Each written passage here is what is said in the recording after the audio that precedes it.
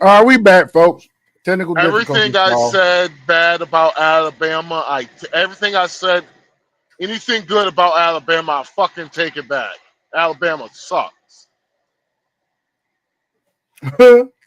Oh my bad, bro. Yeah, we was trying to fix the live and everything. I just got into Alabama, and so I was like, I ain't gonna say nothing bad about Alabama, but anything good I said about Alabama, it's a lie. I lied.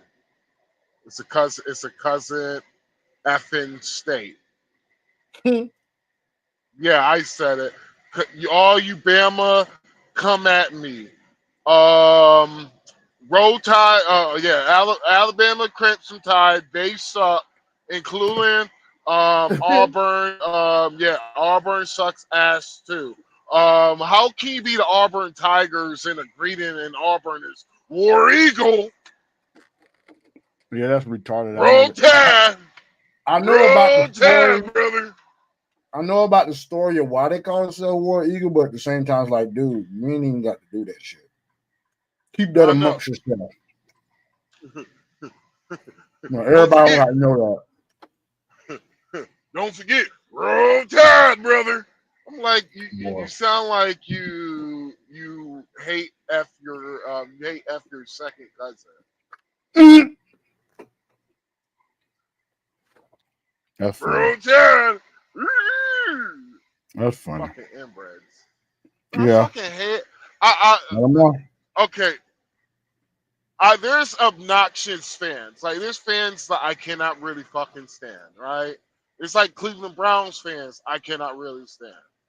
But the two teams who have the worst fucking fans, and they both have to be in college football. It is Ohio State fans, Oh, I hate them. Ohio State, and the Crimson Tide. Yeah, I hate Ohio Ohio State State is fans and just Crimson Tide fans, yo. Ohio State is basically like the best analogy I could give you is when a bougie bitch from Buckhead goes to the gas station in Bankhead. She doesn't have to be there, but she's forced to be there because she forgot to put gas in her car. That's basically how you fucking Buckeye fans act. You fucking you're just some bougie bitches in the motherfucking hood happen to be at the gas station filling up. Boy, you You funny. telling her, you try to tell her tire low. She's like, ew, get away from me, you bum. Like, bitch, I'm telling you, your tire is low. Fucking, yeah, that's what you Buckeyes are.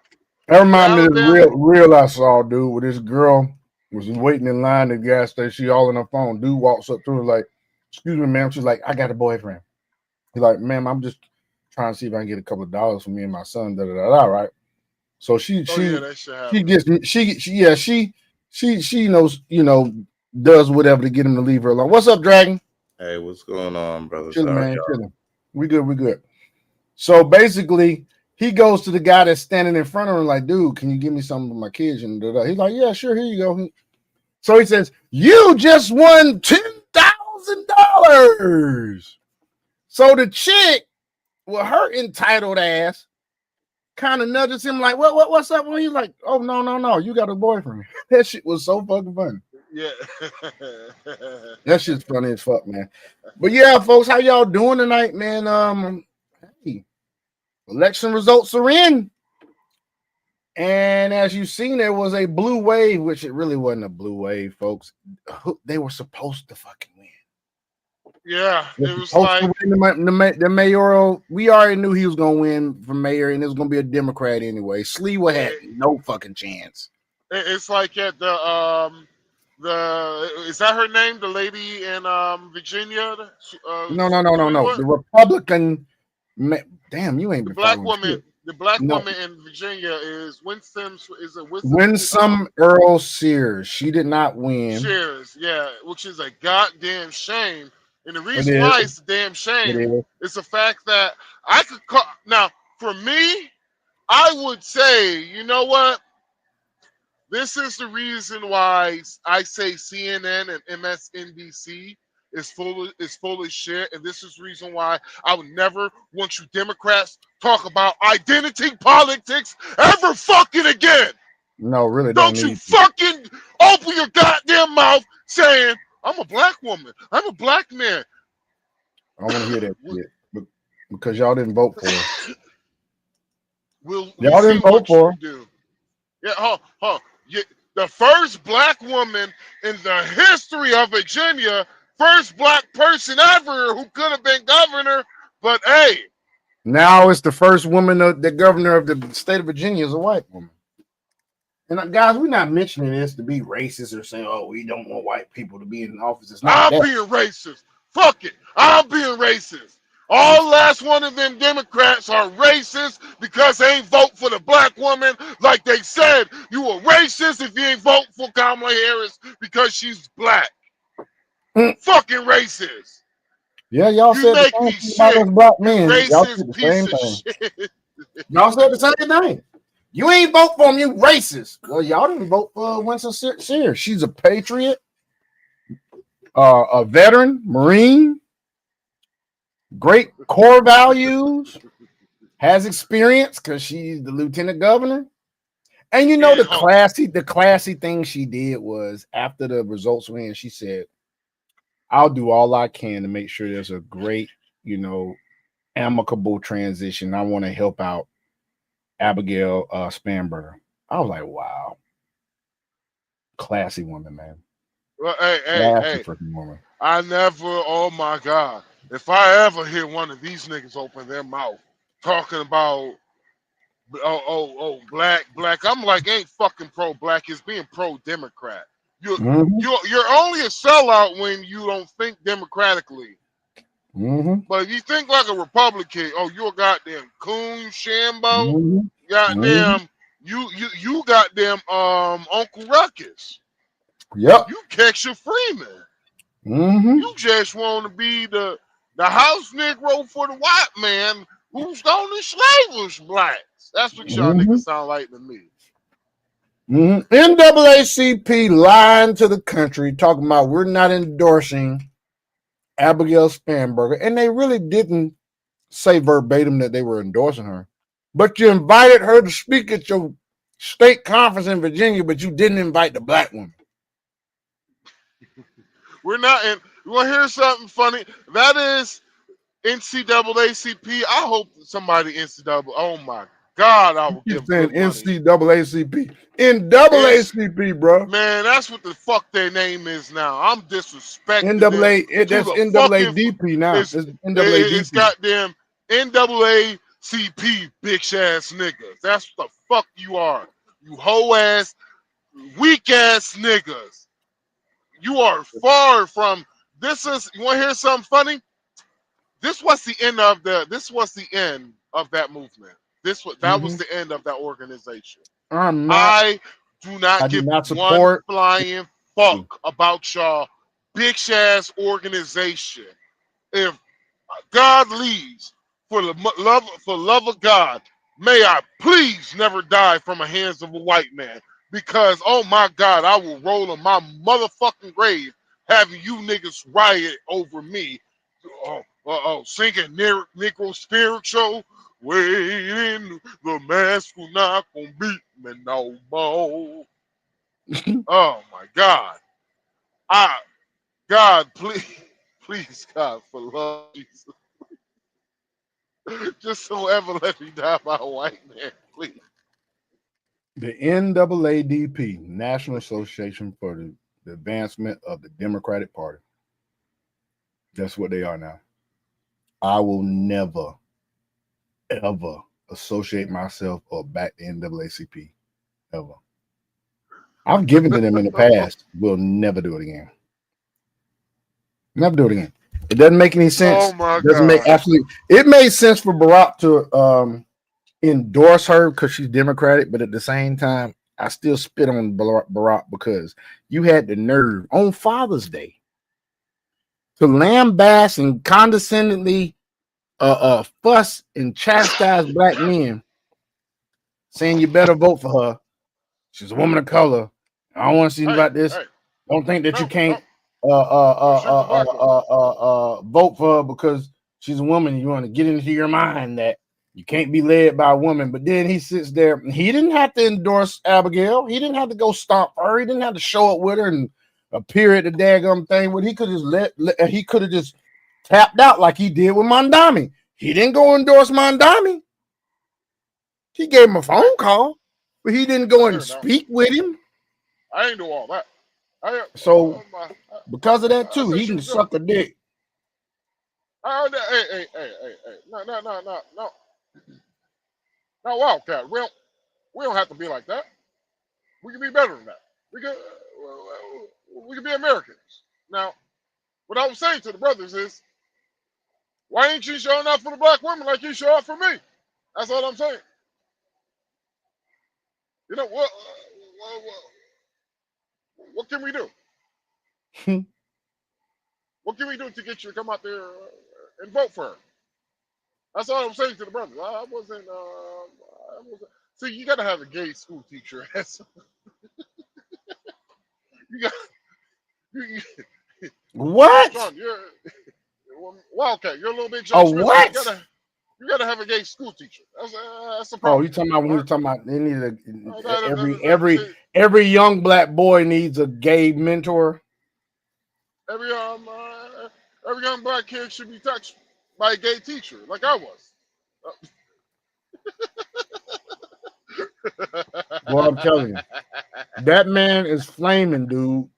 He just ain't came out of the closet yet. Hey, I know about Bulldogs in Atlanta. I mean, not Bulldogs. Yeah, you talking about Bulldogs? That shit's still open, I think. Vortex, yeah. I love Vortex. Good food, great pizza. The Vortex across the street. But hey, folks, if you look at these results, this is what went on yesterday, and I'm gonna show you this. Yesterday. Oh God, this is crazy. All right, so Mickey Sherrill, they had the governor's race in New Jersey. Mickey Sherrill got 56.3% of the vote. But what's crazy about this is, of course, they were supposed to win. But look at the margin of victory for these people. That's what's important. They weren't winning by double digits. Look at this. That's not a double-digit win. Well, that's a double-digit win. This one right here in New Jersey. Jack Citronelli. Two independents ran and only got 0.3 and 0.2% of the vote. But look, the vote tabulation, he's only off from time with her by about what, 700 and not even that much. Looks like about a little less than 500,000 votes. That's actually kind of close. And a lot of these races, because of the gerrymandering that the Democrats have been doing for years, the urban areas are gerrymandered like hell, or the state's gerrymandered to where the urban areas have all the concentration. If it wasn't for the urban areas, Democrats wouldn't win shit. But the crazy thing is, and we'll get to this later, I was looking at a YouTube channel by the name of Dr. Steve Turley, where I usually watch a lot. There is what he calls left. They call them leftagees, leftist refugees. They're speaking with their feet. They're moving out of the urban areas and going into the suburbs. They're going into the conservative parts of the state. They're leaving the urban areas. That is going to spell doom for the Democratic Party, because they gerrymandered for the urban areas to give them a leg up. I doubt it. Then check this out. This is Virginia. What happens is these motherfuckers who move out of these areas, they will leave everything behind except for their politics. That's the reason why when all those motherfuckers from California was coming there, they was just like, when you come to Texas, make sure you leave your politics in California, because there's a reason why you're moving here. Well, here's the thing, though, that he mentioned. The crazy part is that the more the Democratic Party moves to the left, it's the middle of the road, middle class family, populist people in America that they're going away from.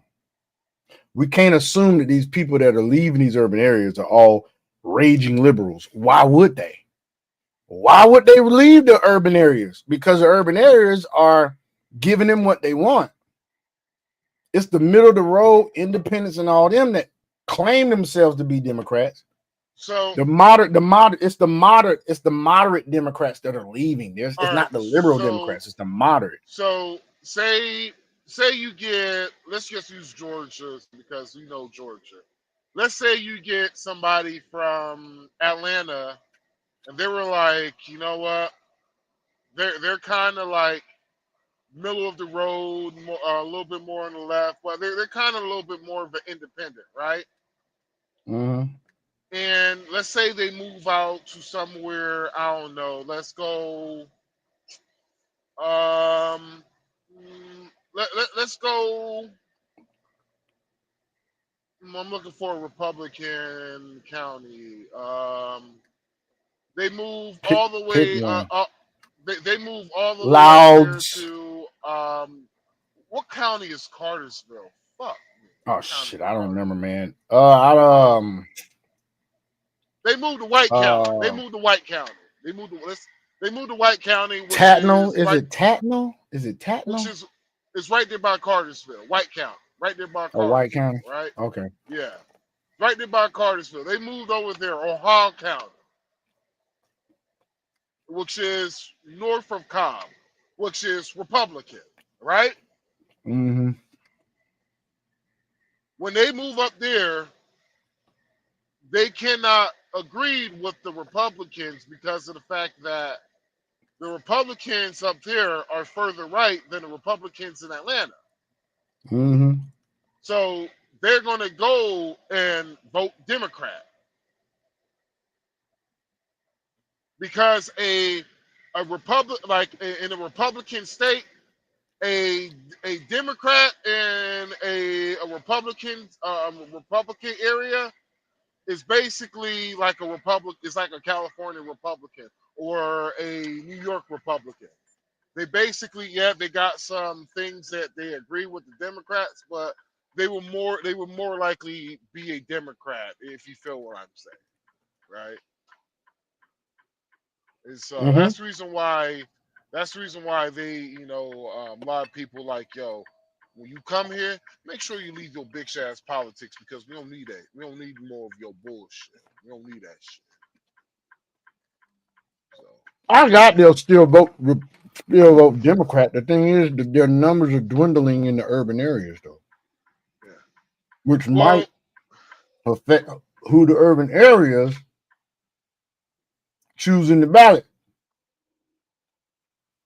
That's why as long as it's not a high dense of them, if it's a high density of Democrats moving, like we got let's say we're gonna use Atlanta again.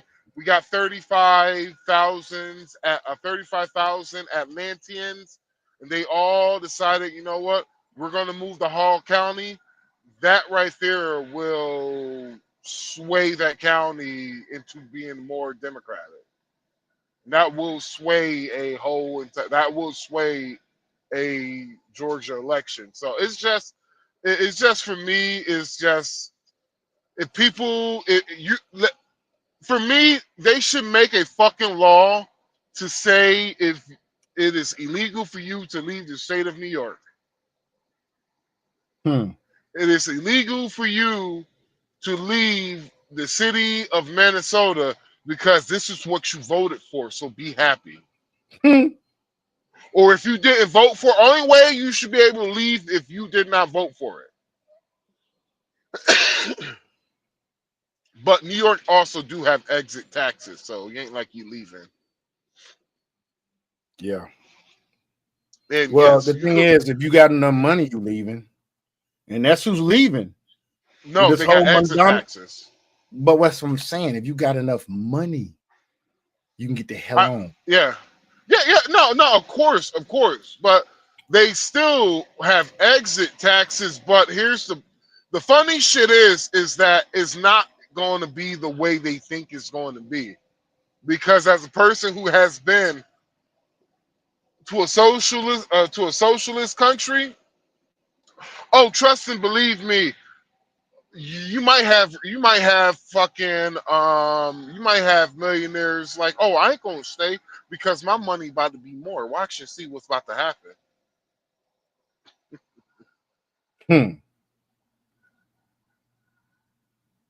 But thank But you, New York, for making me a you're about in the next 3 months, you're about to make me a more of a richer man. So thank you, New York City. I appreciate really, how's that? Explain us how it's gonna make you a little richer, man. you. It's about to be a little bit more dangerous. It's about to be more dangerous. It's about to be more expensive.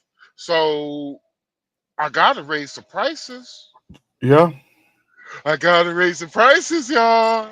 I'm gonna raise the prices of your ribeyes.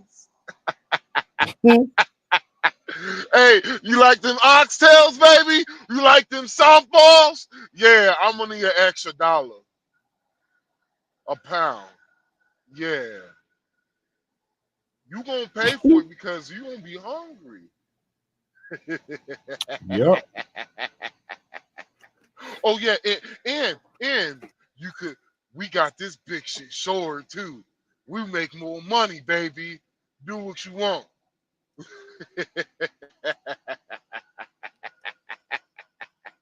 And the rich get richer.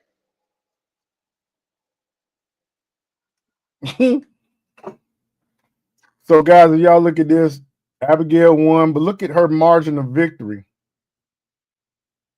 It's a little bit over, what's that, 15%? A little bit over 15%, looks like. Well, a little less than 15%. But here's what I want y'all to take a look at right here. Zoran Mondami, he won too. He won with less than 9% of the vote. 9% of, excuse me, the margin of victory here was 9%. Staten Island went for Cuomo, 54.4% to his 22.7%. They gonna be the real pissed off ones when all his shit takes effect. And then you got Queens was damn near neck and neck. He only won in Queens by about, what's that, 3%? No, 5%? Yeah. A little less than 5%. No, a little more than 5%, 5.1%. He won by a little more than, what is that, 20,000 some odd votes over Cuomo. He won by, looks like about 9% in the Bronx. He won by, what's that, 9% in Manhattan. And he won by Brooklyn fucking. Well, at least you know where all the Muslims at in fucking in New York.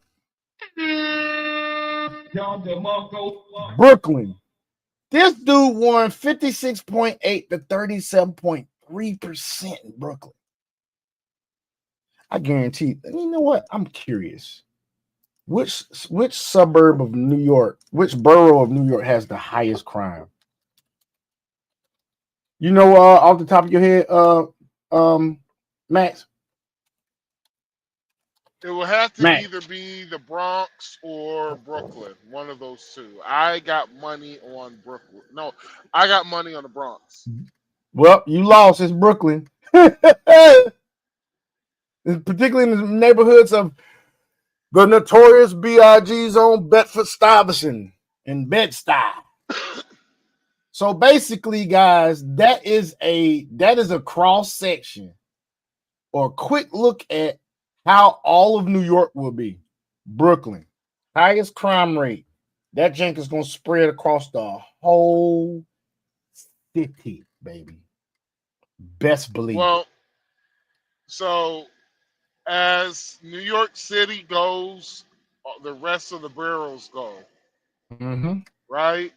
So if New York City is going to be soft, on what Mondani said, he's going to block ICE from. He's basically You might have how it was about to be like back in the early 2000s where the MTA and when the MTA and the NYPD was kind of, there was like a beef. There was a beef because NYPD officer almost shot MTA officer, and so there was like a beef back in the day, between the MTA officers and NYPD, and so what you're gonna start seeing is I bet you're gonna start seeing the MTA and NYPD start clashing again. And when they start clashing, it's not good for this. It's not good for nobody because less work gets done, and not only do less work gets done, but you're talking about there's going to be a lot of crime that's not going to be solved.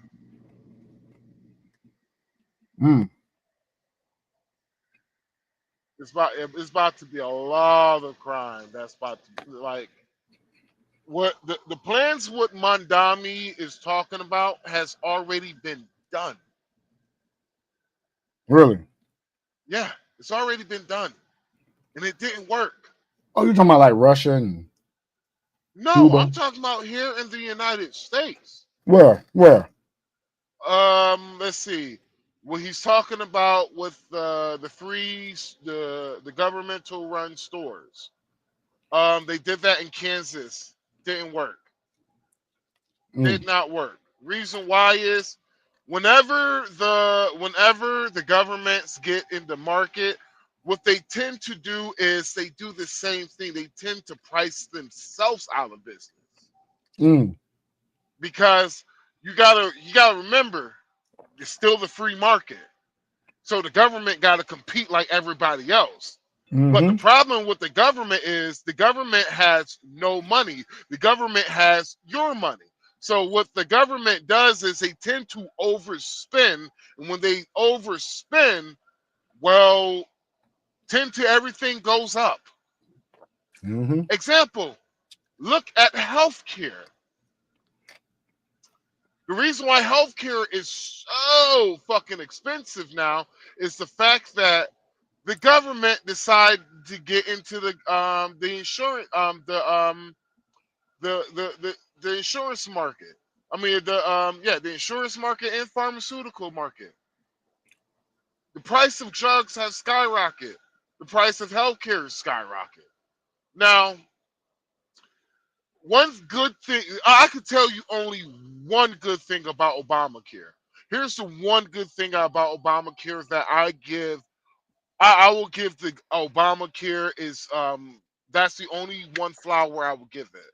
Is the fact that there was a time whenever you have health care, right? Say you have health care for like 20 years, and it came to time to actually use your health care. When it came time to, like, say you need a battle cancer or something like that, those cancer treatments are very fucking expensive. They're very fucking expensive. We're talking about what, like $200,000. Damn. That's the price of it. What it is now, $200,000 for cancer treatment. That's how much it costs. And then because if you are like me, if you're paying cash, you get a discount. You will get more. I get more of a discount than the people who pay for insurance because I'm paying cash. Wow. So they like, but yeah. So Obamacare, literally, say example like me. I don't have health care, right? So what I do is example. Say right now I don't have a doctor that I go to inside of the States. I gotta find me another one. My old doctor, he passed away from COVID, right? Damn. So say if I gotta get a checkup inside of the States, right? That nigga was old. Oh, well, there you go. Yeah, he was old. He he he was my doctor when I was in high school, and he was old when I was in high school. Nigga Okay, was yeah, I 50 had when I one of was in them high too. school. I had one of them too. I know my Yeah, doctor been gone. yeah, like that nigga, like the nigga was so my doctor was so old that when, if I remember correctly now, he used to swindle my uncle in pool back when they was younger. Damn. Yeah, my uncle, he gone. Like he been gone. But yeah, they used Mhm. to they used to hang out with each other back in the day. So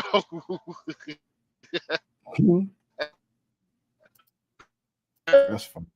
so example, I would, if I have like say if I need a update with my, with my medicine, like I could go to Cartersville. I just go to Cartersville. Like say for example, my blood pressure ain't nothing too crazy with it, they just send me on my way and just write my prescription, right? So right there, that will cost me about $50 just for that. Cost me $50 because we're not really doing that. You're just really sitting there writing me a prescription. That's pretty much all you're doing. So $50 right there. So what happens is with the Obama subsidies, right? Now we're gonna say me and I'm a legal immigrant. He got to do the same shit I got to do. They're gonna charge him $50. Let's say he doesn't have the money. Well, he doesn't have the money. They put him on the payment plan. You got to pay this off in 2 months, and we're just gonna charge you $5 interest if you don't pay it off in a month. So what they will do is they will not pay for it, and they will not pay it. And say if they need something else to be done, they just go back to the hospital and get it done. Same thing, payment plan, never pay for it, never pay for it. Then you're talking about years on and years down the line that you racked up a medical bill of $50,000. Do you know who pays for that? Cool. You do. I do. Dragon does. Everybody pays for that per illegal immigrant. And and here's the problem. The major problem is that they have flooded with these people on these illegal immigrants on this system. And you got to understand these illegal immigrants who are coming here don't have the same health quality like you did in their country. So these people coming here, they are a little bit more sicker. Not only they're a little bit more sicker, they less malnourished. You know the fucking word. I can't even say it. Malnourished. They least malnourished. So Mm-hmm. all of this shit that when it comes to the medical aspect of Obamacare, well, it's only medical aspects, but all of this shit, all of this shit, the main problem is no one pays for this shit except for us. We the only one that pays for this. The Right. American taxpayers. Mm-hmm. And what the government, they don't want to get rid of their voting block. They don't want to get rid of half of the fucking people on food stamps are illegal immigrants. They don't want to get rid of their voting block because if they can't get food, if they can't get health care, if they can't get jobs, they're going to go back home. Mm-hmm. Pretty But much. the Democrats are literally voting for their own demise. Is They what they're are. doing. And remember earlier when I read to y'all that Brooklyn had the highest percentage margin of victory for Mondami and NYC, and I told you guys, and I was taking an educated guess. I guess I said I bet you I know who has the highest crime rate, and it's Brooklyn. Guess what? Guess what borough has the highest population of Muslims in NYC? Brooklyn. Brooklyn. Yeah. Yeah. All the So Dominicans and Puerto Ricans in Bronx. in Bronx, yeah. The Here's the Bronx thing. hell. When I said this on Facebook, I said to somebody, I said, hey, if they are leaving New York like that, please send all big booty Dominicanas and Boricuas to Georgia, please. Send all them big booty Latinas down here. You don't want the masculine bitches. Well, some of them got. I can weed out some of them. Some of them got to be feminine. There's got at least be 2 or 3 of them feminine, dog. Man, shit. You got. Hey. I met one on the boat. On the boat. Have you been to New York? I met one on the boat. Matter of fact, I met 2 Dominicans from New York on the boat. From New York, I went on the boat. cruise. Yeah, they're from New York. Chameleons. They are probably fucking chameleons. Probably they. You know how people act different on vacation. Probably I'm so glad I didn't. chameleons, So glad I ain't mess with that saggy titty bitch, bro. I did not know her titties was that saggy. Man, I was tipsy that night, bro. I walked her back to her room. Her roommate was in there. Every time my roommate would go in the bathroom, she'd go to kissing all on me and shit. Like, God damn, girl. She's like, and I guess I was too drunk to remember her saying, "You gonna come and see me when everybody's on off the boat tomorrow?" And I guess I said yes, because later on that day, the next day, later on that night, she's like, "I'm mad at you. I'm mad at you." All right, what you mad at me for? You was supposed to come see me and you didn't. Well, I don't remember telling you I was supposed to come see you. I gave you my number, my cabin number, and my cell phone number. You knew the hell I was. Anyway, I'm kind of glad that didn't pop off though. I'm glad. She looked like she was somebody. She looked like somebody auntie. They had a chick in their group, my nigga. This bitch was so bad, but she did have a couple of red flags though, boy. Baby hair, few tattoos. She was fine. Oh my God. Oof. Anyway, let's look at this. Melanie King is doing this was put out 2 hours ago. And it's about Mondami. And it says in the title, Sean, what? Hey, that would have been a great day for me to be your wingman because I don't know what it is about New York Dominican women, bro. They love my ass, bro. They love me, bro. New York Dominican women, hey man, those are the only women I could say in my life that I honestly I love all women, bro, but Dominican women, especially Dominican women from New York, they got my heart, bro. All them bitches will always have my heart, even though how masculine some of them hoes are. But I'm about to say, clean it up, man, because you were just talking bad about their ass. You know how masculine some. Hey man, they took care of me when I was young, man. They show a nigga love, man. They really showed a nigga love when I was young, man. When I was like, I'm gonna be honest with you, bro. These black women out here, when I was younger, bro, they had me feeling like I was ugly in the motherfucker, boy. I was like, damn, yo. I looked at myself in the mirror one day. I was like, yo, do I really look that busted? That's what they do sometimes, bro. They probably take us down. They try to take us down, bro. I was like, nigga, I ain't getting no play. I'm like, man, goddamn, then Dominican women, man, I love y'all, man. I motherfucking love y'all. That's when you said you weren't getting no play. That's when you said you weren't getting no play. That's we had a term for that back when I was in college. They called it dusty dick. Oh, we used to call the joke was who's dry dick Magoo? I've heard that before too. Man, I was dry dick Magoo for like goddamn 3 years, nigga, because I was in nothing but a black area, and so oh shit, nigga, I ain't never gone 3 years. 3 years without no coochie, man. Nigga, and all the black women unpurposely. Now I have purposely done 3 years, but not unpurposely. And I ain't never been to the point. I ain't never been to the point where I couldn't get it. I couldn't get, man.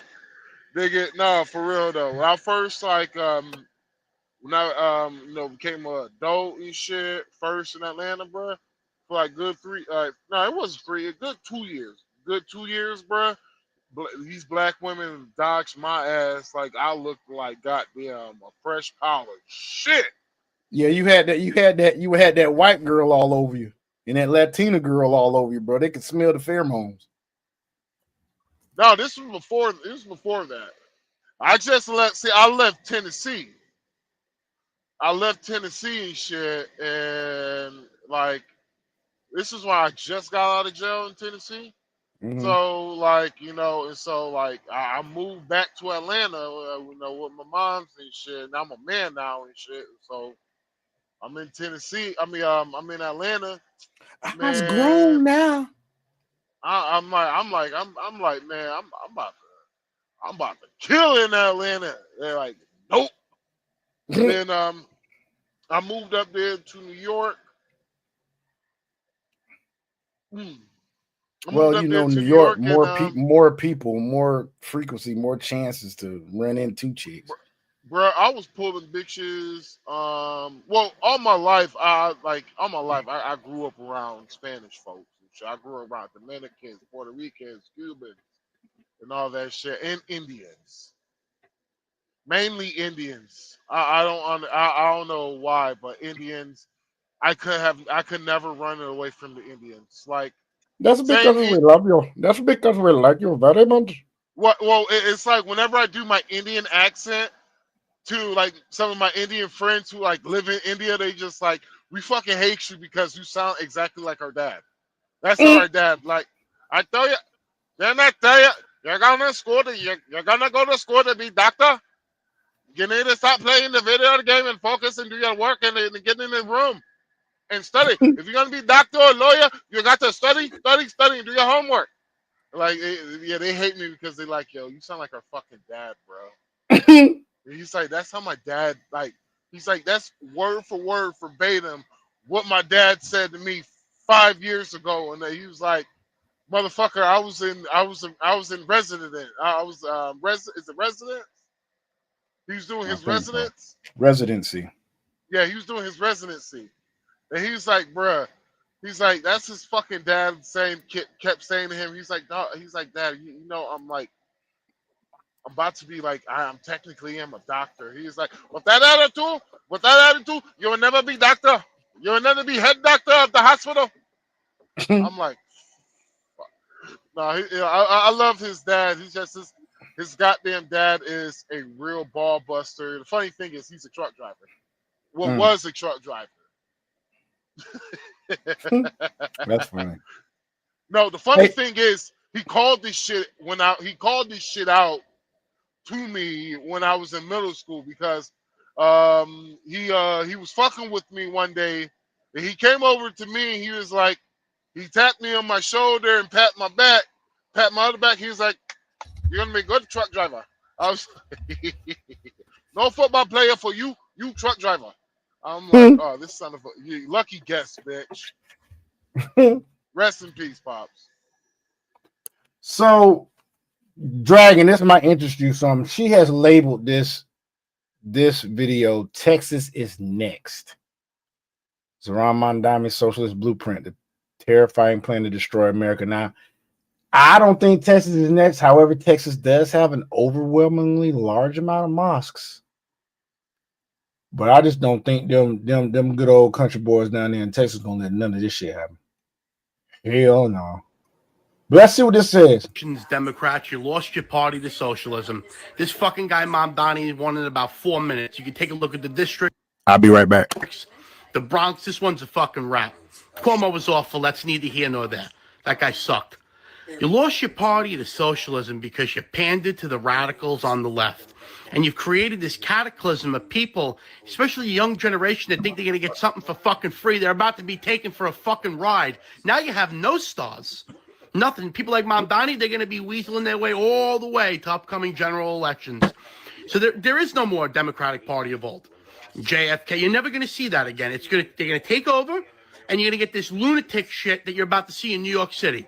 So hold on. I've been talking about the policies and the fairy tale bullshit. Yeah, I know. Mamdani, he's going to bring back Miss Lizzie's fucking magic school bus. We know. Just wait. You lost your fucking party because you guys, you're playing hopscotch. You're fucking back and forth over the line. You don't even know what you are anymore. But they know. The socialists know.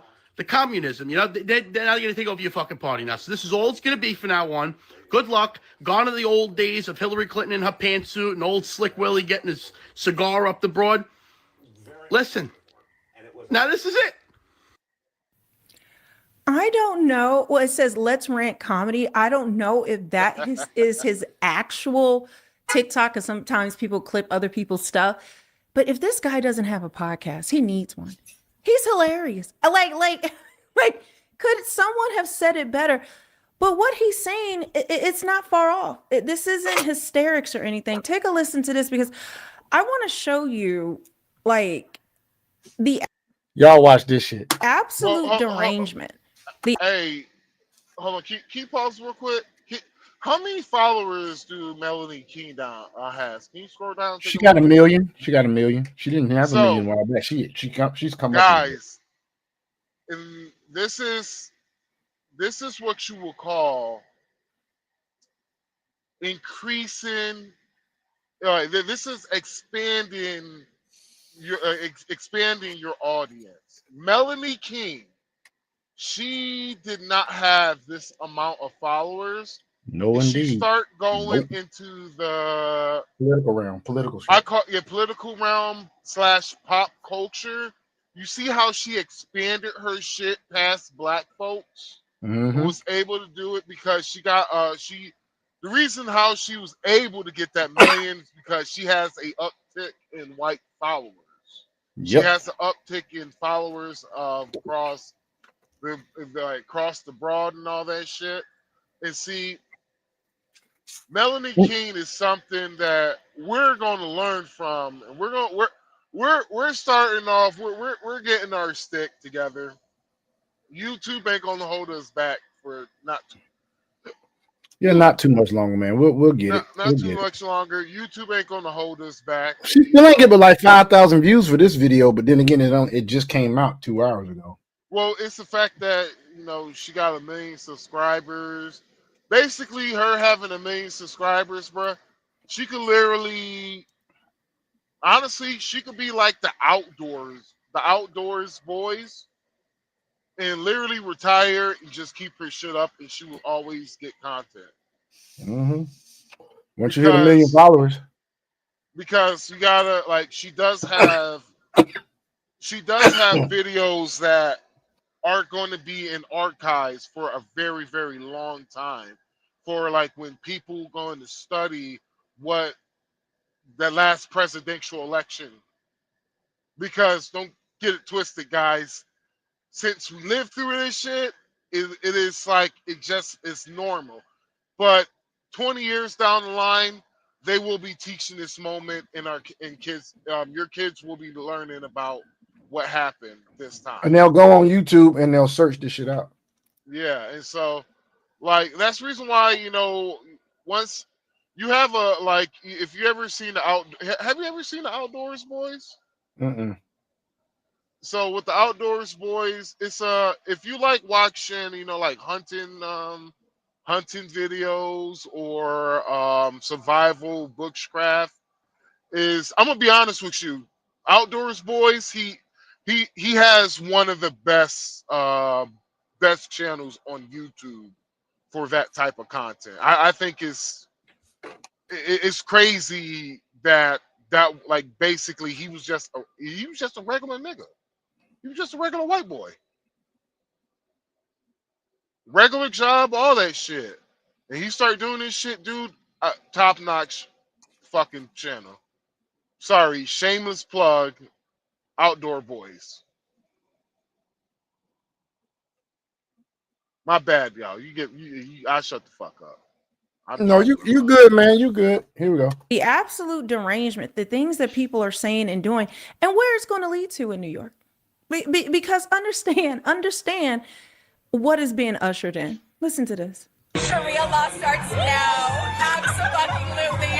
Zohran Mamdani, Islamic Caliphate, our brother in Islam, Islamic Caliphate of New York starts today, baby. God, there's just so something so electric, so satisfying about knowing that my MAGA parents, wherever they are probably having a horrible night tonight. I literally just got goosebumps. No, bitch, they not even worried because anybody T- with common sense realizes that that motherfucker was supposed to win in a blue ass I blue ass state. told you motherfuckers, one of you bitches owe me $5 I told niggas told me I'm stupid. I ain't know what the fuck I was talking about. Somebody send me $5 now. I PayPal, Zelle, I got all that shit. I told that bitch ass nigga I told him the game plan too. I was like this, bruh. The game plan is going to be AOC running for president of United States of America in 28. In 28. Is that 28? Who gonna be a So, VP?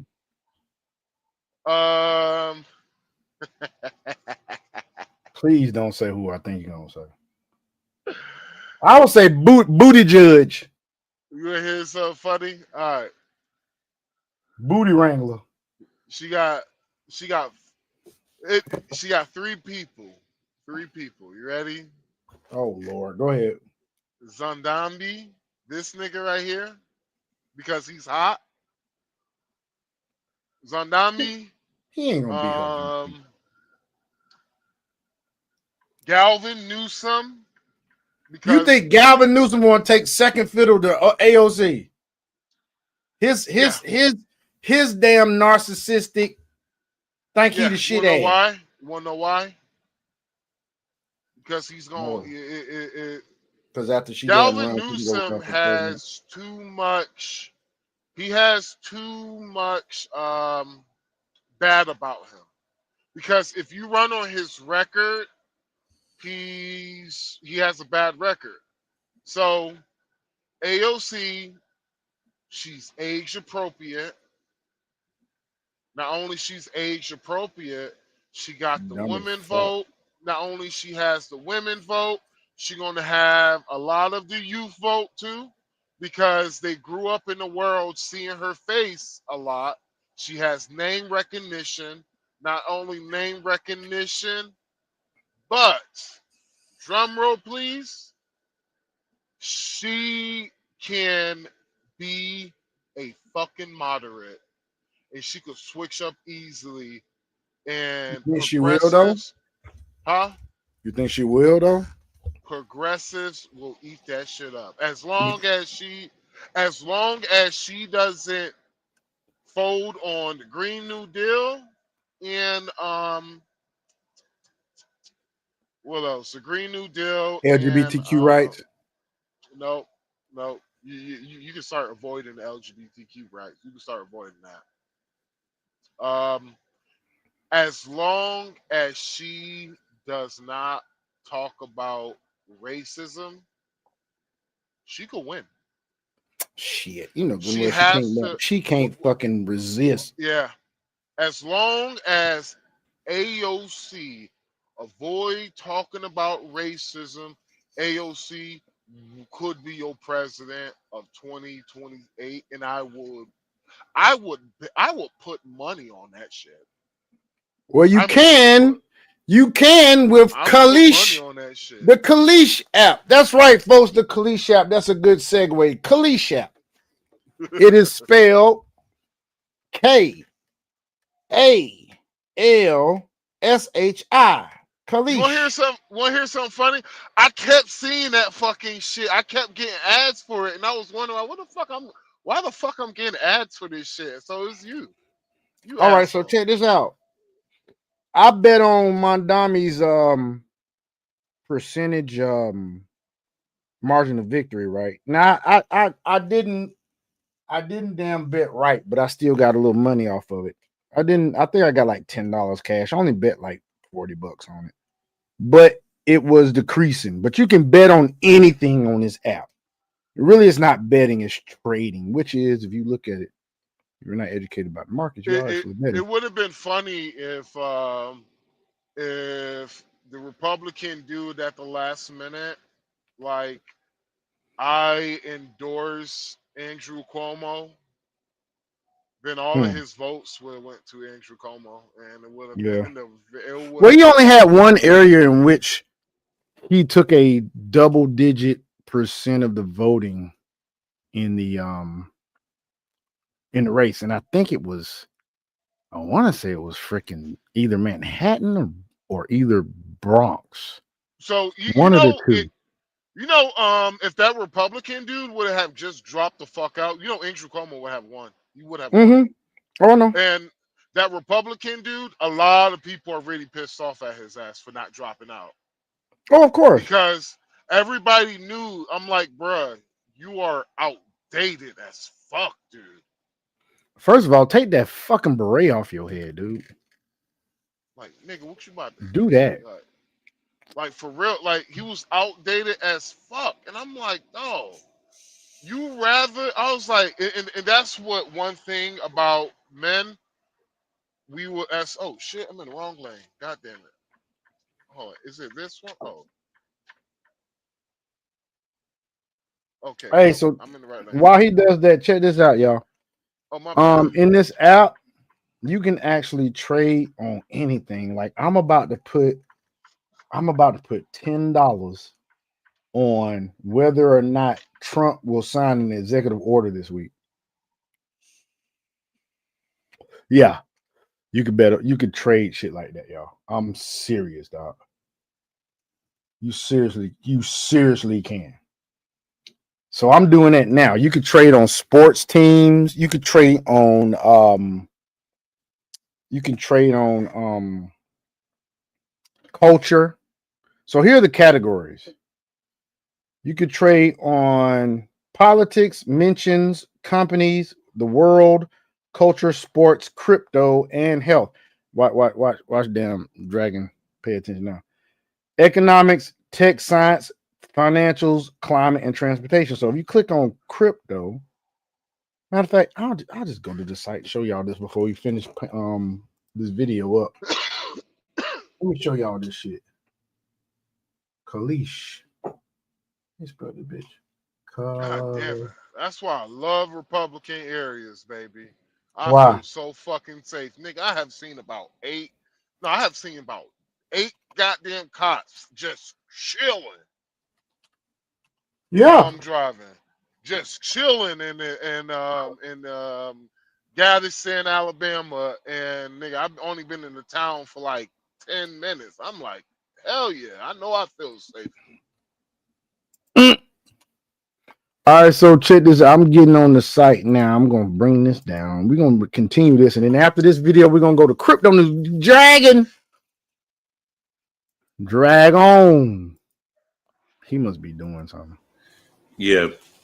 We're going to go to Crypto News after the video, dude, if you ready. How much time you need? Give me till after that. Okay, cool. So look, guys, you see this? San Antonio versus Los Angeles. You can put... Oh, shit, it flipped. Okay, well, Supreme Court ruled in favor of Trump's tariffs. You can bet on that. Yes, if you bet $100, you get $329. If you bet $100, you get $137 if you bet no.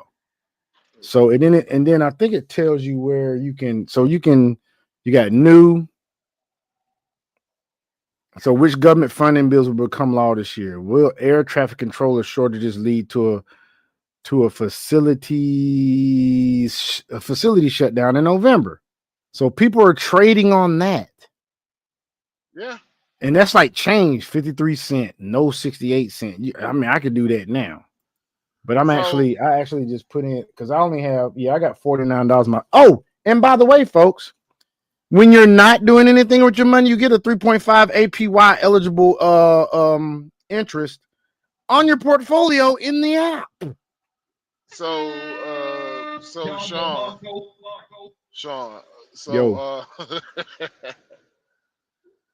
what's crazy is that these motherfuckers really think what they're voting for is good, and I'm like, I'm like, dog, New York is about to be fucking. New York is That'd be literally New terrible. York is about to be fucked up. It's about to be like literally.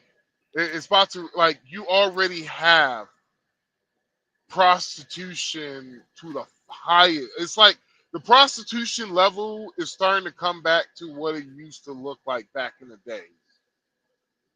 It's about to go back up, ain't it? Like, dog, there, like you. I was in New York, and I see the street that my homie was talking about. I went on that block. Like, I was on the bicycle and shit, and I was like, bruh, this shit is like. I'm like, dog, this is supposed to be United States, bro. We ain't. This is some third, like, this is some third world shit, dog. It ain't look like goddamn Susu and my nigga in Halloween did it. Nah, it looked like fucking. I heard Sasua was dead. Was Sasua dead or was jumping? I didn't hear it was dead, but at No, the same time, Sasua's dead. It's done. It's done. It's a wrap. I'm just saying I didn't hear it was dead. I saw pictures on because you got out of the group. I'm still in there just basically lurking.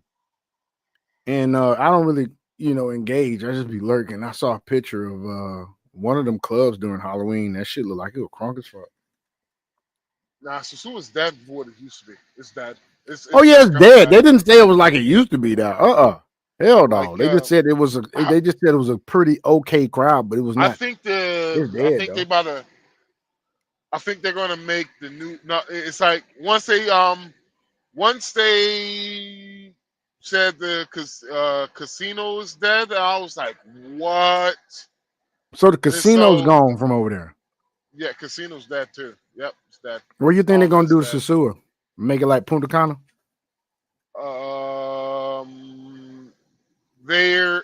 So what they did was they overplayed their hand. What they did, Sasua, all of those investors are about to be very disappointed in and I give it 2-3 years. Anybody who invested up there, they about to be very pissed off because they don't realize traffic is going to diminish, isn't it? It already has. Businesses have closed. A lot of businesses have closed down. See, that's why I want to get my villa in Punta Cana. I don't want to get my shit. I never said I did. Well, you got to understand that all of that traffic from that airport and over to Sasua, all of that shit is getting affected. So I see that up there, give it a couple of years, they're going to invest a lot of money in, and they're going to lose all of it. They're going to go bankrupt. Happens all the time. I've seen it in Thailand. Happens all the time, and we just come up and buy shit. We just buy shit pennies on the dollar. Well, I'm gonna be ready, nigga. Because in Thailand, they wanted 3 million baht. I think that was like $150,000 for a whole entire complex. God dang. No, nigga, you don't understand. These were brand new units. Shit. Brand new units, bro. You're talking about 100 and it had 100 residents, over 100 residents. It had resort. It was a resort on the inside. All of that shit. You know what happened? Investor went bankrupt. Wow. And it was up. They put it up for sale. Mm-hmm. It's been sitting there. It's been sitting there for the last 2 years. No, ever since I've been there, it's been sitting there. They haven't even sold it yet. I still get text messages about it, asking if I wanted to, if I still would I like to pull an offer in. They send me a message, an email about every 6 months. Still haven't sold that shit. Damn. They even, but not to cut you off, they even got who will be the next permanent head coach at Auburn football team. John Summerall, Fran Brown, or John Gruden. Every one of them got a 99% chance, and it says you can bet 99 cents. John Gruden, you can bet 49 cents on this nigga. Yes or no? I would say no. He ain't going to Auburn.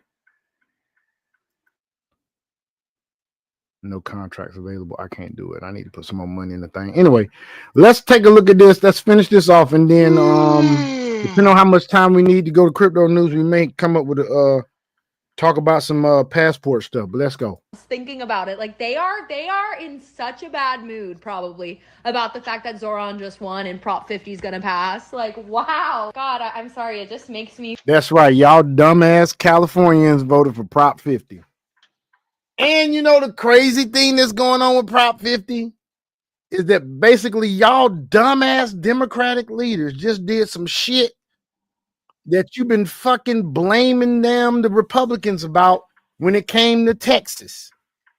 And they weren't redrawing the maps in Texas based off a damn race like the damn Democrats been gerrymandering and doing for decades. So, do you know what it shows you, though, bruh? It shows you that these people aren't fucking smart people. Like, that's the reason why everybody was like, everybody should have a right to vote. I'm like, I strongly disagree. I'm like, bruh, there's just too many people who are that fucking stupid that are voting. Dude, if you look at the exit polls, this is not me lying on them. The exit polls, when they're talking about Proposition 50, when it comes to redistricting. So on the exit polls they said they feel comfortable. It's basically the comfortability of who should be responsible for redistricting the lines. I quote,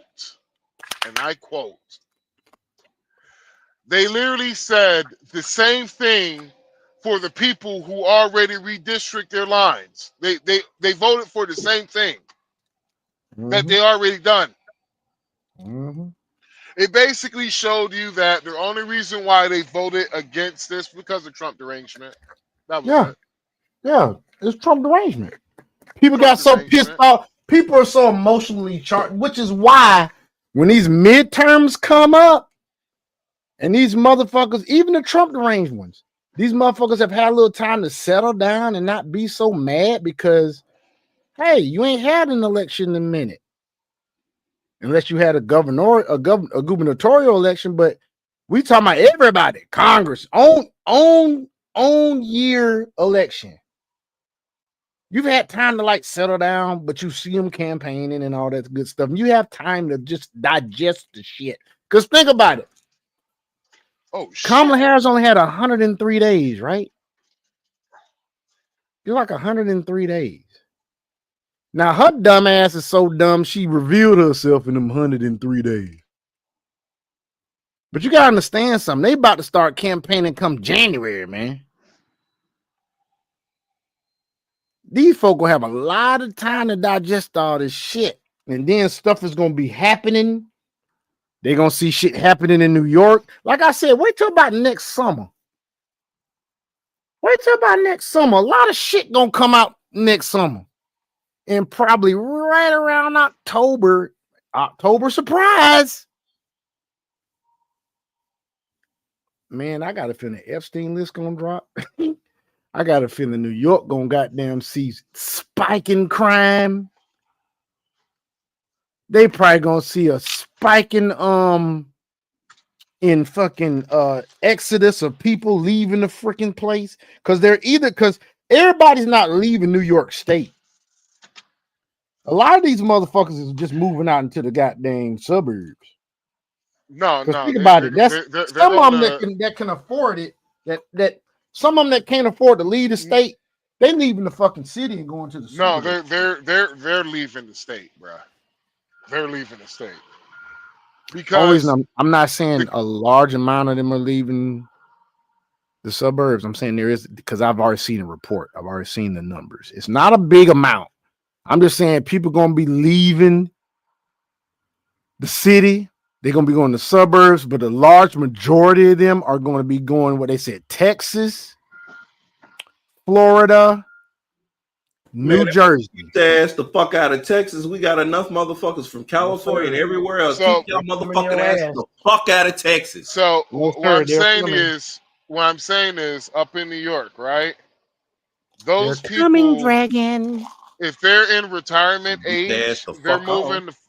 moving to Florida. But most of those people are just going to move to New Jersey, Mm-hmm. or they're going to move more into New Jersey, or might go to into, Baltimore.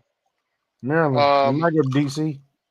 or they're going to move more into that New Jersey, Connecticut area, which Yeah. is that's where they're going to move to.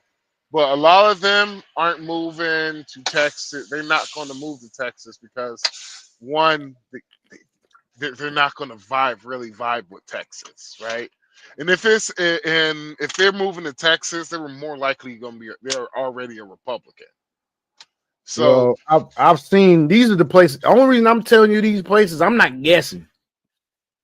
I'm telling you what's been reported. well, They already whoever's said. I reporting want to it, say they already said as 100. Wasn't 800K is already taking flight and gotten the fuck on. well, that is those reports already. That is like probably from COVID until now, right? So what you're going to see is when they start doing like, you're not going to really see until January, right? Until those January reports start coming out, tax season. That's when you're going to start seeing how many people fled New York.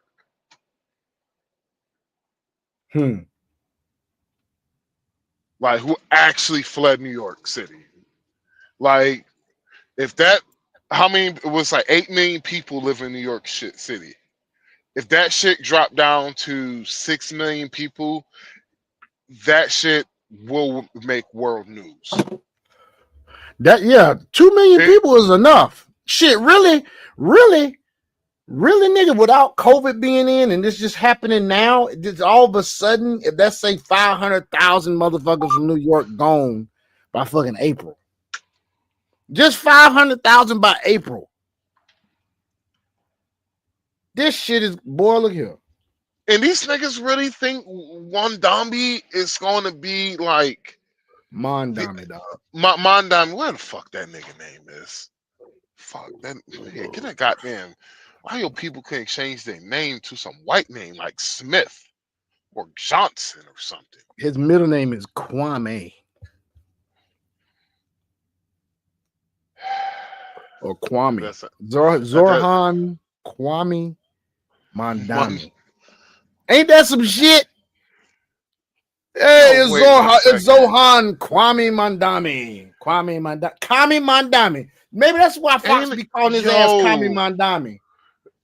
Yo, I swear to you, bruh. Kwame Mondami. Yo, he's a Nepo. Yeah, ain't he a Nepo baby? Yep. That nigga didn't grow up. That nigga didn't grow up with a wooden spoon in his mouth, nigga. Yeah, they was talking about. Well, he grew up with when Galvin Newsom talking about. I was with Steven Jackson. You know how they do the Chitlin circus, talking about. Yeah, I grew up through a single mama. And I understand the struggle. Gavin Newsom did too. Yeah, but he was lying his ass off, talking about stacking up the Wonder Bread. I'm sitting here trying to feed himself. Hold on. Do you know his? Oh my God, his father was an employee of the Getty. His father is a billionaire. His father is I think him and his brothers are billionaires. He was a lawyer. No, his father is no. What I'm saying is Galvin Newsom's father is not like he was a broke man. I'm like, no, he was never broke. I'm like, you are a multi-millionaire in the upper 100s. And to Galvin Newsom to sit his ass there to equate his life compared to theirs, like I was absolutely astonished, bro. I'm gonna tell you why he said what he said, man. He said what he said probably because his mom and his daddy weren't together all his youth, right? Mm-hmm. Okay, so he's probably talking of a day when his daddy, which he didn't live with, he lived with his mom, and she was probably away from the house. And this motherfucker got hungry, and he went in the kitchen and made him a fucking sandwich on the fucking marble motherfucking kitchen fucking counters with the Sub-Zero goddamn refrigerator, even though back then they ain't have them. No, that's what he's talking about. That's why he said what he said on that podcast. That nigga remembered one bad day in his fucking life, which it wasn't bad at all, because he grew up with a fucking platinum diamond encrusted spoon. He grew up with maids and butlers. Mm-hmm. And I'm like, nigga, you had maids and butlers, nigga. Like, what the fuck are you talking about? And black people eat that shit up because for some weird fucking reason, being equated to being black, you had to go through the struggle as a real nigga. I'm saying it funny because it sounds stupid. Them fucking cheap ass, you ain't plantation minded ass niggas sat there on that podcast and let that man sit there and lie to their ass, dog. That man is on your podcast, dog. You supposed to know everything about his ass before he even come up there, nigga. Before he even show up on the damn set, bruh. And for them to sit there, no, I'm cooking, man. For them to sit there and goddamn let him say what he said to their face.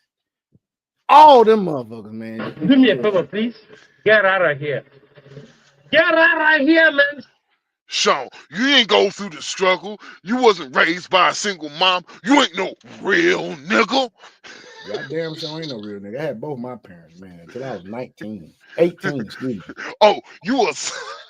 I had both my parents till I was 18, and I ain't gonna sit there and lie. My mom used to send me money every week after my daddy died because just a little bit of insurance money she had. Send me money every week, nigga. And I had a damn was it a work study? Gave me my little $200 every 2 weeks. Paid my rent. Chilling in college, boy. Back in the 90s, that shit, man, $100 back in the 90s, $200 back in the 90s to go a long way. You know how much a dime bag get you back in the 90s, man? That's $10. You can't get weed for $10 now.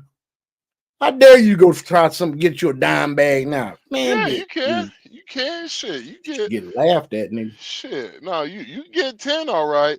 You gonna get 10 of some shit, gonna be like, "Whoo, goddamn, nigga, this $10?"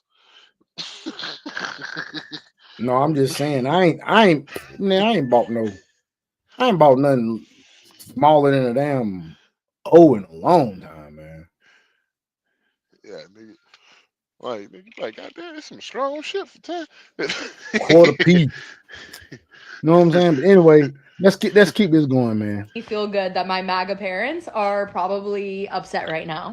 When the day starts with Dick Cheney being dead, it ends with Mamdani winning. Oh, yes. Oh. Did Dick Cheney actually really die, man? Or did Dick Cheney? No, Dick Cheney died. Yeah. He okay, because every now and then they be having that shit on Facebook talking about this person just died and it be a fucking some bullshit. It's like this. I'm not gonna. Dick Cheney, he passed away. Nigga, it's not like I ain't celebrate. I said what I said, and I was just like, oh, okay. He wasn't Dick Cheney, and I don't even like Dick Cheney. I stand against a lot of shit Dick Cheney did. Dick Cheney was basically the fucking president. Yeah, Dick Cheney the fucking devil, nigga. He was a fucking right, but I ain't celebrating it. Hey, rest in peace, Dick Cheney. Rest in And peace. that's the reason why when Kamala Harris, she was talking all that shit like, well, Joe Biden was the president. I was like, dog, I have only seen two powerful vice presidents, Dick Cheney and Kamala Harris. Yeah. And Dick Cheney was basically the president. It just Dick Cause Cheney damn took well, you barely seen his ass. Dick Cheney, he took benefit of all the good shit, but when it came to all the bad Halliburton. shit, he was just like, who you talking about? Who you talking about? I don't know who you talking about, nigga. I don't know Who what Dick you're talking Cheney is? about. Didn't he blow somebody's head off, my nigga, with a shotgun? He shot somebody then. He had a hunting accident with somebody. They didn't kill him. Yeah, he shot He aimed the shit out of him. the shit was funny. Dick Cheney, he shot a nigga and went up in the approval pose. It did what? His approval rating went up. God. Oh yeah, I remember that shit. I was like, yeah, that's some bullshit. oh my god, I remember this shit too. I was just a kid and I was just like, this shit is the most funniest shit. This motherfucker shot a motherfucker, went up in the pose, and had that nigga apologize to him for him getting shot by him. I was like, oh my god, I'm done, nigga. Yeah, that was some shit there, bro. This Nigga, that shit happened. That shit did happen. Nah, that was some smooth Of all the goddamn places in this world, in the US of A, we had a vice president that shot somebody, had the dude that he shot apologize to him, and he goes up in the polls. What a wonderful country we live in. And y'all want to sit out here and complain. Fuck that shit, man. I love America. I just don't like these ratchets ass, their pachyderm hyena don old ratchet motherfucker umbrella wearing, frontal wearing, hair helmet, hair do-rag ass, wear all this damn makeup ass bitches over here. Dog, there's some fine black women, bruh. There are. But whenever I look at y'all I look at y'all Butterheads. bruh. Y'all be on goddamn Facebook looking good in the motherfucker. Then I look up your head and I see like, oh God, another goddamn lace front. Lace front. I'm Dude, like, we got a chick at my job, my nigga. She got a lace front, my nigga. She just got hired, bro. You see the crease every time you see this motherfucker, man. Like, I know you see that bitch waving at me. There is no fucking way you don't see your frontal waving at me every time you come through the door. I'm gonna have to start telling them about herself, man. dog, She married, thank God. She just had a baby. She married, thank God she married. Shout out to all the black women out there married having kids. Man, I seen a chick. I don't know what glue she had on her fucking lace front, bruh. But I pulled that shit and I thought I was really pulling hair. And I wound up, I was like, oh, here. You give it up the business, bro. About to give her the business, stop pulling her hair. Y'all hair came back. She acted like I was doing a good job. I was like, okay, then I realized I was like, this is a fucking. I seen a chick yesterday as I was going to get me some brown stew chicken. She had the furry boots on, had furry goddamn matching purse. Ooh, nice little booty on it in a body cat suit. It was like a cotton corduroy pattern, cat suit. She had the frontal. Only reason I knew it was the frontal, I was like, ain't no way in fucking hell. Yo had that straight and it go down to the middle of your back, bitch. Looking all full and shit, bouncing and shit. Like it's some guy. Like it ain't your. I know it ain't your fucking house. I was across from her at the restaurant while she was paying and can see the frontal. Not to mention she had an 1.5 inch goddamn long eyelashes on, bruh. I thought that blink any faster she was gonna take off. Kid you not? I said all them red flags. Hell no. Little short, little fun size thing too. Had a nice little voice. I hate your lace fronts with a passion. Yeah, I hate them shits too. I don't give a fuck about weave, sew-ins. I don't give a fuck about that shit. But them lace fronts, oh no. You already low makeup on your fucking head because you got to conceal where the fucking the damn seam is at. So that means that you gotta wear fucking makeup. I already don't like fucking makeup. To me, look gloss. No, but here's the thing. I've seen chicks that wear makeup and you can tell it's makeup, but it ain't like crazy looking. Like look at Melanie King. She's an attractive woman. However, you take that makeup off Melanie King, she's a 4. Body wise, that chick up there, she got a nice ass little body. Hold on, Melanie King's a 4? Without that makeup on, I've seen it. I haven't seen her without. I would like to see what she looks like without the makeup. I gotta find it, dude. Plus, she had work done too. She's had work on her nose. She has done that now. That motherfucker was not born with that nose, nigga. She used to be married. I'm gonna play this. Let me see if I can find it. Hold on. I'm so happy. Oh my God, I'm so happy. Sharia law starts now. So yeah, and it was mostly women, white liberal women, that basically got him elected. If you look at the numbers, if you look at the polling and saw what happened, that was the most of the coalition. But I showed you earlier, you maybe think this is hyperbolic. Maybe they're just joking and all of that. But I played this for you guys in a video earlier today. I want you to see it again, or for anybody who didn't see this. This was at a rally for Mamdani, okay? This was a rally for Mamdani in New York City. In New York City. Dang it. These freak commercials, man.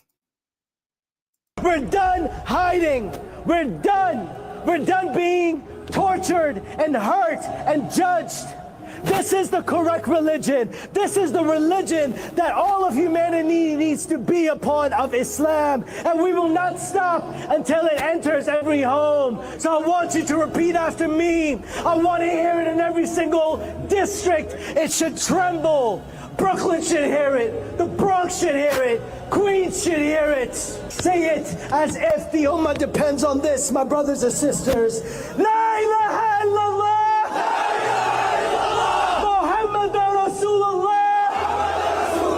There is no God worthy of worship except Allah, the God of Jesus, the God of Moses, the God of Abraham, and the God of the last and final prophet Muhammad sallallahu alayhi wa sallam. We're done hiding.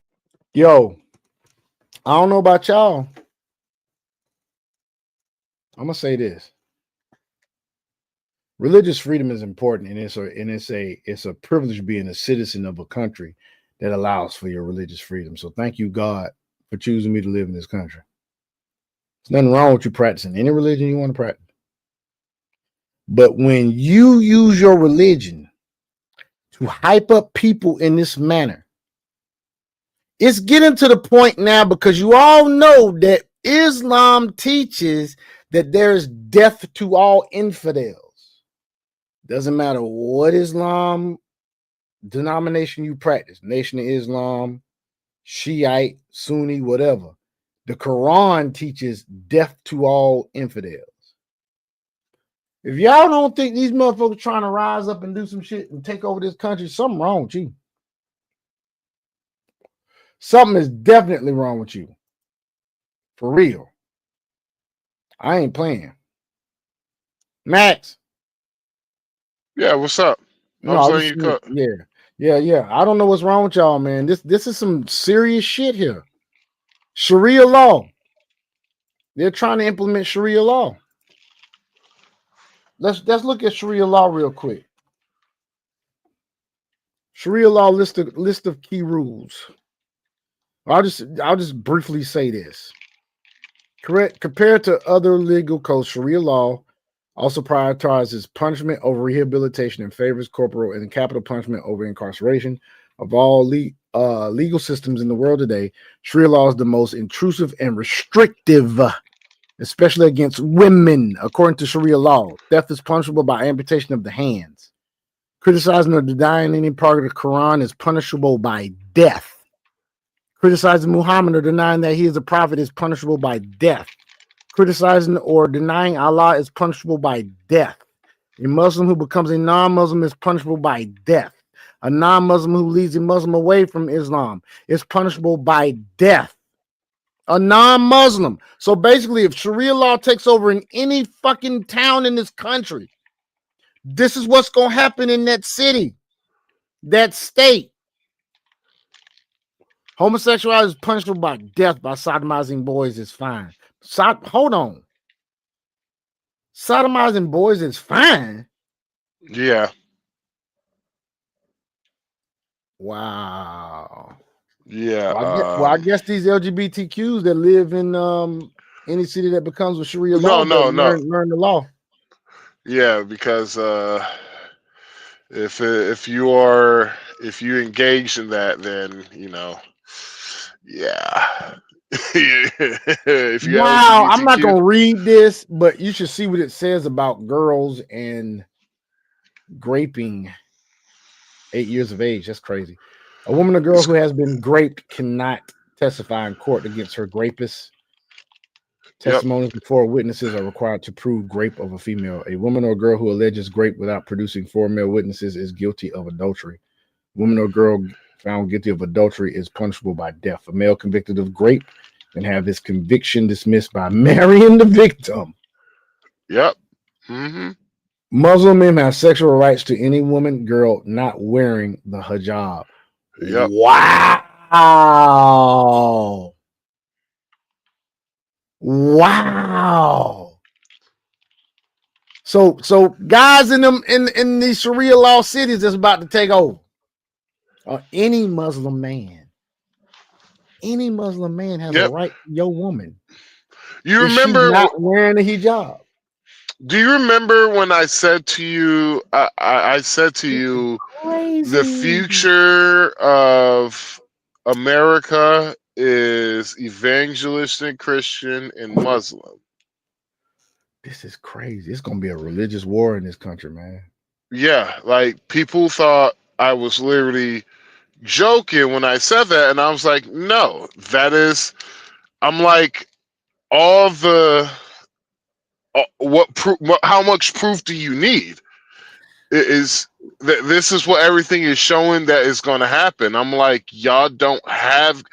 liberals don't have kids, they have your kids. And so respectively, there's been a religious war for a long period of time. It's just now it's finally enroached over here and they're being more verbal about it, but this battle has been going on for a long period of time. But it's just it's a tactic in regards to it, especially in regards to this ain't what I want to say ain't for YouTube, but yeah, it's been going on for a long period of time. But I mean, hey, only way they can truly enact that is if it's overall passed in that area and motherfuckers ain't gonna go for it, and it won't happen entirety to the entire United States, just like here in Texas. That's not happening. They're not gonna have that shit in Texas. Oh hell no, they don't have that shit in Georgia. I'm just saying, for these cities that's they under, I don't think it's gonna happen in any city in America. However, I will say this: these cities have put themselves in risk by nominating Mamdani, just like, thank God Minneapolis didn't do it. Old boy didn't win in Minneapolis. The Somali dude.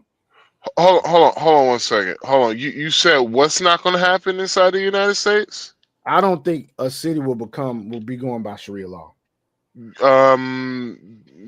Shit. They do have Dearborn, Minneapolis, Minnesota. I think you have multiple.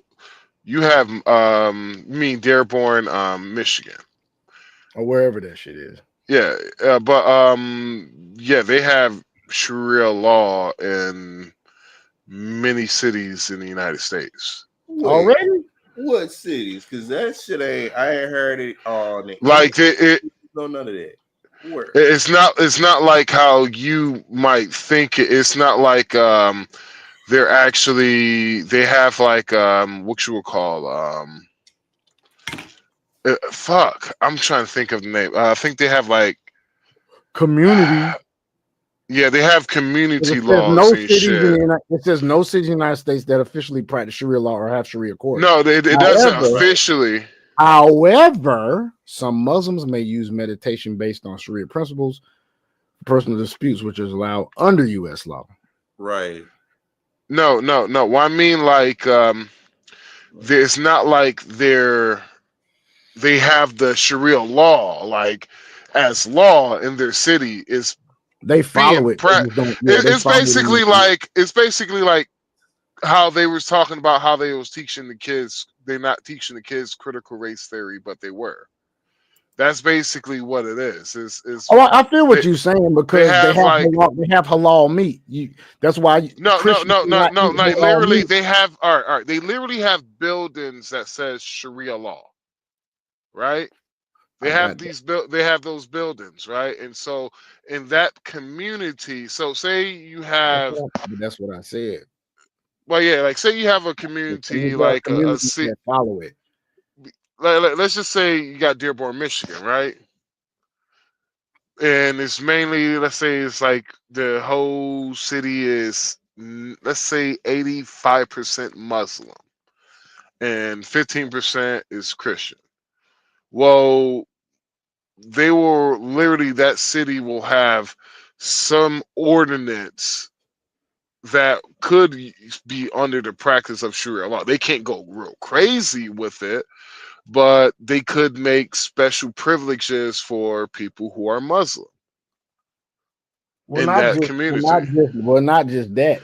Most Muslims that are true to Islam practice Sharia law amongst themselves anyway. Yeah, that much. You know what I'm saying? Like for instance, I've been reading down in here that I know and associated with. That's why when he said that, I'm like, where? Because out of the individuals that I know, without a shadow of a doubt, from your Circle 7 Quran all the way up to a whole bunch of different ones within the communities and other stuff, that ain't happening. That's why I was like, where out there? Like for instance, I always.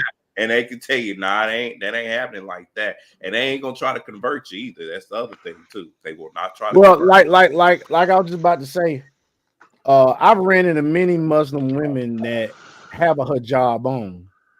I used to work with one. She had to talk to me because she worked with me. But in public, a chick that got a hijab on and you say something to her, and she gonna walk right by your ass. That's Sharia law for her. Yep. Says a woman cannot speak alone to a man who is not her husband or relative. Mm-hmm. Mm-hmm. But then Christians shouldn't eat halal meat. Halal meat, the meat in Sharia law is halal meat. That Christians meat shouldn't even eat. It says meat to eat much. Well, we ain't gonna go into that, but actually Christians can eat pork. They can eat anything they want to eat because. But the thing is, when Jesus came and he fulfilled the law, and that was in the law that you don't eat that. He also said it's not what you put in your body that's unclean, is what comes out from your heart. So basically what he's saying is also in the word that you don't indulge and overeat. So you can eat what you want, but you ain't supposed to overeat. You're supposed to eat responsibly. But which is why they put the law in place in the Old Testament when it came to not eating that stuff, because people weren't eating responsibly. And it also something about health. But anyway, halal meat is meat that's sacrificed to Allah. So Christians should eat halal meat for no matter what it is. Chicken, beef, none of that shit. You feel what I'm saying? But it also says in Sharia law, which is why you can't. Hold on. Why Christians can't eat halal meat? Halal meat is sacrificed to Allah, bruh. That's meat that has been blessed to another God. I ain't gonna go there. Even though when you sit there and you eat your food, you can bless it. and you can pray the blood of Jesus over it and be all right. But that's something that I said Christians shouldn't. I ain't say they can't. Get what I'm saying? I ain't say they can't. I'm saying they shouldn't because of the origination of where the meat comes from, that it's been prayed over and sacrificed to another. The actual animal. The actual. I'm gonna say this. I would say this to all you Christians who ever want to wonder what halal meat tastes like. I'm gonna promise you this. Nowadays, you can just go ahead and eat it. It ain't like how it used to be on the good old glory days, but nowadays it's all the same. I'm talking shit. Let me stop talking shit. No, I'm being serious. I'll say this last thing about Sharia law. Why whenever you debating a Muslim, wherever you thinking you talking to them, whether you want to convert them or whatever, whenever they talking to you about the Bible and this and that, you can't trust them. You know why you can't trust them? It says Muslims should engage in, I can't pronounce this, taqiyya, and lie to non-Muslims to advance Islam.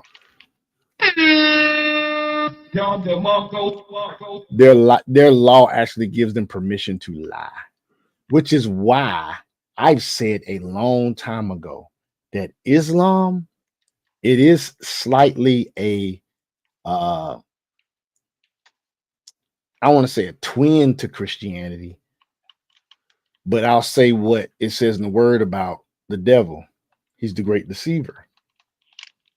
He counterfeits everything that God does.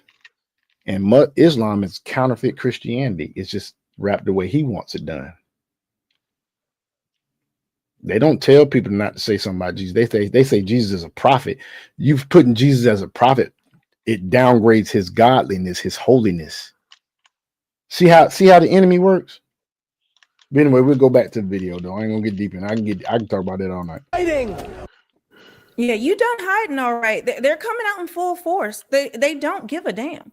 Now, I have more to show you because you may think, Melanie, you're being extremist. And let me just say this. Why are you bringing up Jesus? Jesus don't have nothing to do with what you're talking about and what you're doing. I don't know if that was just the pander. I don't know what that was, but absolutely not. But yeah, it's the pander. Remember, I just read y'all the Sharia law that says to lie to non-Muslims to advance Islam. Know what's going to happen over there. We know what's going to happen in New York. Now, guys, what this is what's going on in UK. This is basically a cross section of what is going on politically in UK when it comes to Muslims. Because the UK is the blueprint of all of this. The UK, if you have not been paying attention to what's happening over there, well, you need to. You need to, because you need to understand what these people are celebrating, what they want, what they are demanding to happen. And I'm going to walk you through this. I have a couple clips to show you, but let's just look at this. The UK has been conquered. And I have a clip with this. The UK has been conquered. I see no way. Actually, you know what? Let's let him do it. And then I'll read all the statistics and all that. This is the new Home Secretary of the United Kingdom. Oh, and some of you might be wondering, what is the Home Secretary in charge of? Well, they're responsible for England and Wales' internal affairs, including national security, counterterrorism, policing, and immigration. So the UK now has a Pakistani woman in charge of policing and immigration. And look, I'm not surprised. A Pakistani Muslim woman in charge of counterterrorism, people. In charge of immigration. What do you think is happening in the UK? I told you all in a video like a couple hours ago that the UK has fallen because this isn't the first position that was taken. I mean, there was the mayor of London, mayor of Birmingham, mayor of Leeds, mayor of Blackburn, mayor of Sheffield, mayor of Oxford, Luton, Oldham, Rothschild. I mean, in the UK right now, there are literally Muslim-only sections. 78% of the Muslim refugees don't even work. Oh, I'm sorry, that was just the women. 63% of the men also don't work. And 8 out of every 10 of them are on free government housing. Oh, and just recently, I'm sure it's a coincidence, all schools in the United Kingdom are now required to be halal. So yeah, with all that in mind, This makes They got all them kids in the United Kingdom eating sacrificed animal meat to Allah. total sense. That's what I'm saying. That's what I was saying, Max, is that it's deeper than it's something spiritual. You got to look at it spiritually. They are eating the animals that were sacrificed to Allah. Kids that aren't Muslim are eating this meat. So let's look at this. The UK has been conquered. I see no way back from this. In the UK right now, there are now Muslim-only sections, like he said. 78% of the Muslim women refugees, they don't work. 63% of the Muslim men refugees don't work. 8 out of 10 of Muslims are on free government housing. Many UK schools now requiring school lunches to be halal. And actually, oh, did I save it? Did I pull it up for you guys to see? I gotta find it, but hopefully I can find it. But now pork is banned from school lunches in the UK completely. Pork is now banned. You're not allowed to have any pork. And in the UK. Also, I'll add on to this. What do you think is the most popular baby name in all of Europe? Not just the UK, but in all of Europe. Muhammad for 200. I'll give you 2 seconds. It's Muhammad. It is the number one baby name, meaning he called it, folks. New babies that are born, the name they are given the most often for boys is Muhammad now. In all of Europe. All of Europe. Okay, let's continue. There are schools so overrun with Muslims like Daisyfield Primary in Blackburn, where 95% of the pupils are Muslim. They have adopted strict halal accreditation. The mayor of London, and this is repeating some of the things he said, but it's important that you really hear it, especially if this is your first time hearing it. The mayor of London, Sheffield, Blackburn, Oxford, Luton, Oldham are all Muslims. The new Secretary of the United Kingdom, who's in charge of national security, counterterrorism, policing, and immigration, is a Pakistani Muslim. This is the new Home Secretary of the United Kingdom. Sorry, right. Oh, and some of you. Let's continue. Additionally, in England, there is not a single white British child in 72 schools across England. Shit. So we're talking about the indigenous population. You hear this shit? Do y'all hear this shit, Max? Hold on. Is this your first time hearing about this? Yes. Yeah, dude. I knew the Muslims had overrun the UK, but to this detail, I didn't know it was like this. Dude, like a lot of people. All right, so let's take the UK out of it, right? Look at what's been going on inside of the United States. Well, of course, we got plenty of mosques popping up. Shit, Minneapolis. No. See, that is their immigration problem. Look at our immigration problem. See, our immigration problem is kind of the same thing also, but ours is way. Theirs, because they could get that shit fixed easily because they in a different type of government. See, for us, our shit is like on fucking steroids, dude. See, we're talking about a certain percentage of our population is illegal immigrants. At least 10% of our population is illegal immigrants.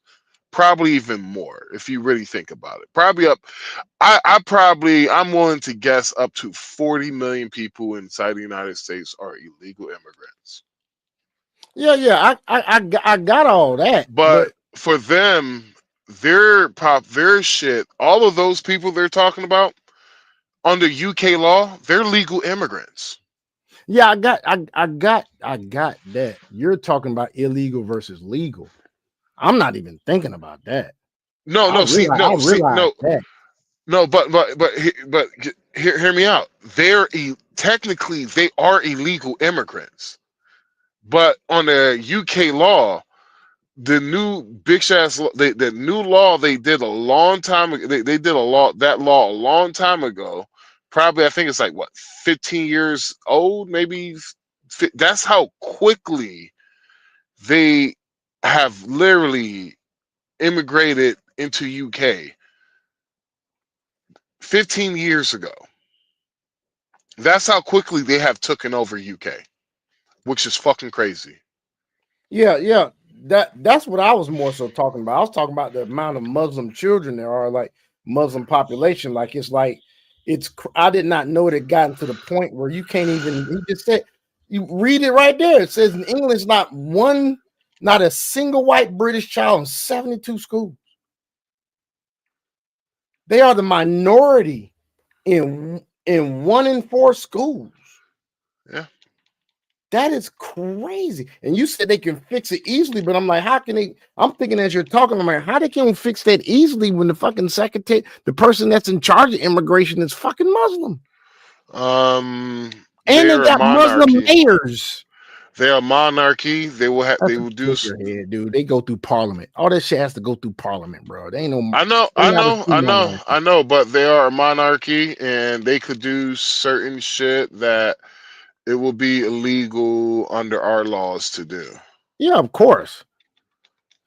But the amount of people they got in politics that's Muslim, that's just gonna be even though they're a monarchy, shit still gonna be a little difficult. Well, it's gonna take time to show the results and shit, dude. They will have to cut off all immigration.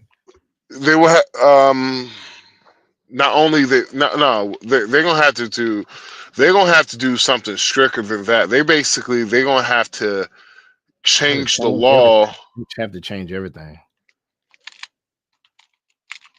Yeah, they will have to not only change the law, but damn near make that law even more stricter than what you have it to a point to where honestly people gonna call it racist. Yep. Oh well. And that's where we would have been if Kamala Harris would have fucking become the president, y'all. Nigga, we already there, bro. Shit.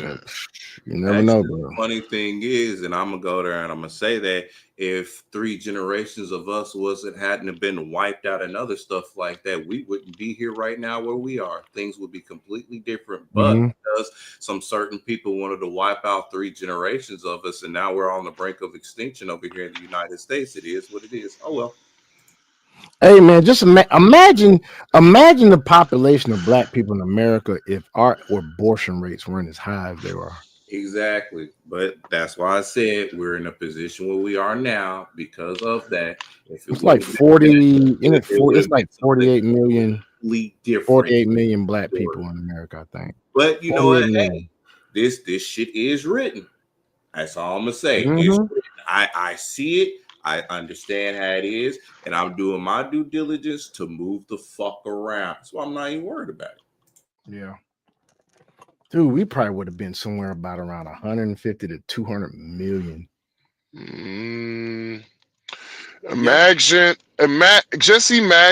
if we never had segregation. I mean, if we never integration. Yeah, if we never had immigration. Just imagine.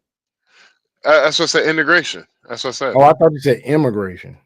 No, I'm not gonna lie. I thought you said immigration too, bro.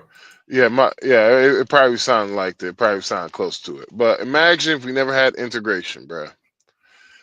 You're talking about the United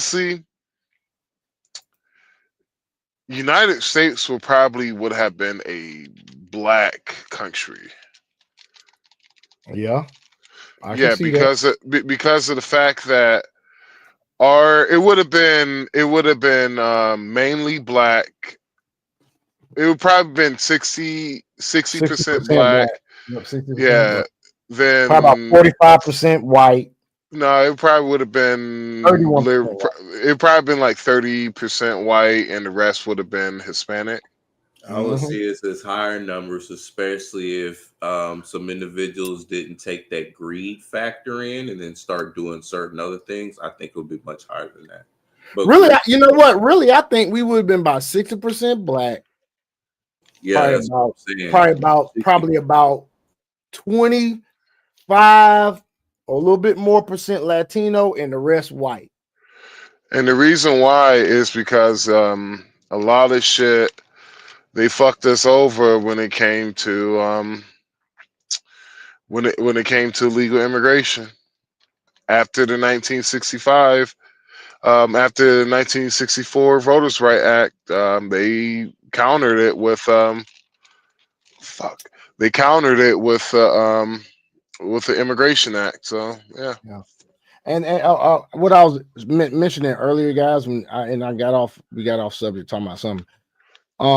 In California with Prop 50, the GOP of California is suing the Democratic Party because these dumbasses, like Max had mentioned earlier, they so fucking dumb, and some of us can't read or something. These dumbasses committed voter fraud in violation of the Voters' Right Act because they redrew the fucking districts based off the Hispanic population. Dumbasses. You know how they used to redraw it based off of our population? Yeah. They did it for the Hispanic population. These dumbasses. Oh, they fucked up royally. They about to be, they fucked up, dude.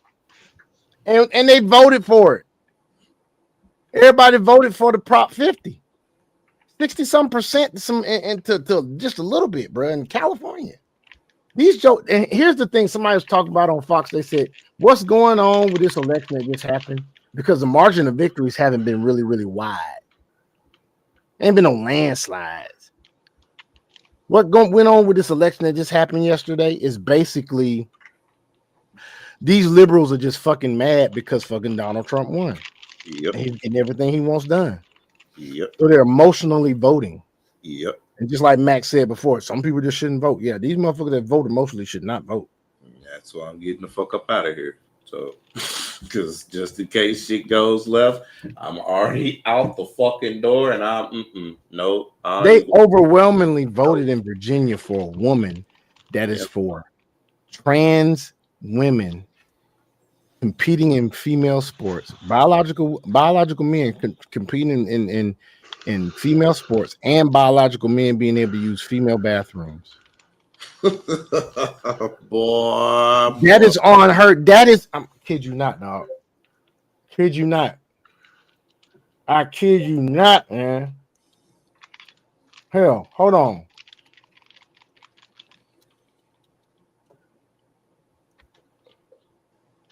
Abigail Spanberg's Growing Virginia plan.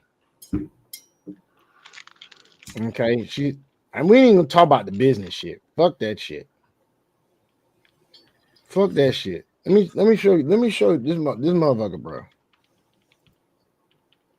Oh my god. Spanberger names transitional team lender. Deep look at her vision. Okay, so going through health. Okay, hold on. Cutting drug costs. Strengthen mental health. Oh, she's gonna strengthen mental health care. That's good. Raising teacher pay, school funding. She's probably gonna raise taxes for that. Yep. You know what I mean? Taxes. That's how they make their money. Expanding renewable energy. She's probably one of them Green New Deal people. Yep. Government transparency. Well, some of her stuff sounds, is good. Cybersecurity and infrastructure protection. Okay. Veterans health and job programs. Awesome. What else is there? No. See, she thinks she's slick. She thinks she's fucking slick. She ain't going to the social shit. Hold on. Slick. She thinks she's slick. She is slick. Abigail Spanberg on the issues. Oh, here's the one I was looking at the other day. Abigail Spanberg on abortion. Women should make their own reproductive health care choices. Codify women's right to choose. Publicly fund abortions. What? Yep. July 2018. This is what she believes in. She voted on that. Budget and economy. She did COVID relief, balanced budget, constitutional amendment. So she wants the taxpayers to pay for motherfuckers that can't close their motherfucking legs. She got like fuck the fuck. She says remove marijuana from federal controlled substances list. Need a strategy transition to legalize retail markets. December 2024. Worked as federal cop on narcotics and money laundering. She was a federal cop. Okay, families and children. Hell no, I ain't no way, man. Like, I'm sorry. I get tired of hearing that shit. Like, we need to take care of their shit because they too fucking lazy in order to do stuff. Man, fuck out of here, dude. That's another reason why I'm leaving this bitch. She supports an assault weapons ban. Restrict right to bear arms. Support gun control. Restrict right to bear arms? Nah. That's why I'm in Texas. Support bill for background checks for private transfers. Supports universal coverage through a public option. Keep Obamacare. All right, what it says: combat international and oh my God, listen to this. Homeland Security, combat international and domestic Islamophobia. Yup, there you go. There it is. Yep. There it is.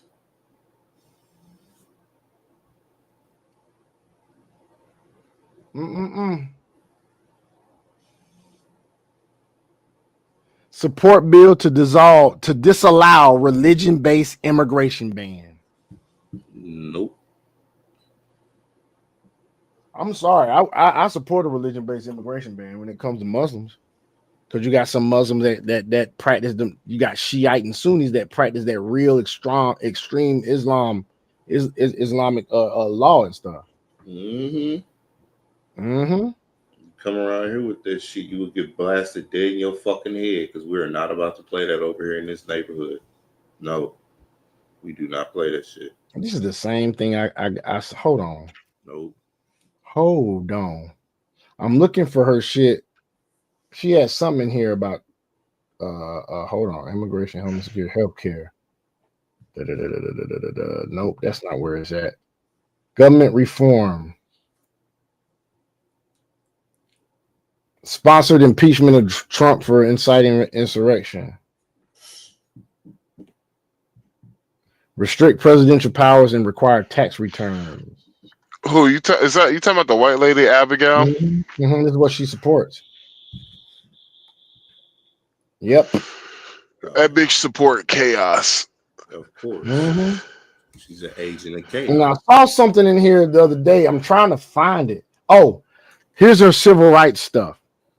All Virginians, this is February 2025. All Virginians deserve the freedom to marry. Strongly support marriage equality and LGBTQ plus rights. Full civil rights protection to the LGBTQ community. Well, this civil rights. Protect sexual preference as a civil right. Sponsor bill for ratifying equal rights amendment. That's not what I saw the other time. It was something else about trans men. Hold on. What did she say? A radical what? Radical equalize something? Sponsor bill for ratifying equal rights amendment. So basically, that is they want to. Do you know about that, right? Basically, it's the Equality Act. Basically, is what it's called. And with that Equality Act, it would basically make how we view women and children. It will put trans people on that level. And I'm like, is that what y'all niggas want, man? Hey, I can't get mad what people vote for, bro.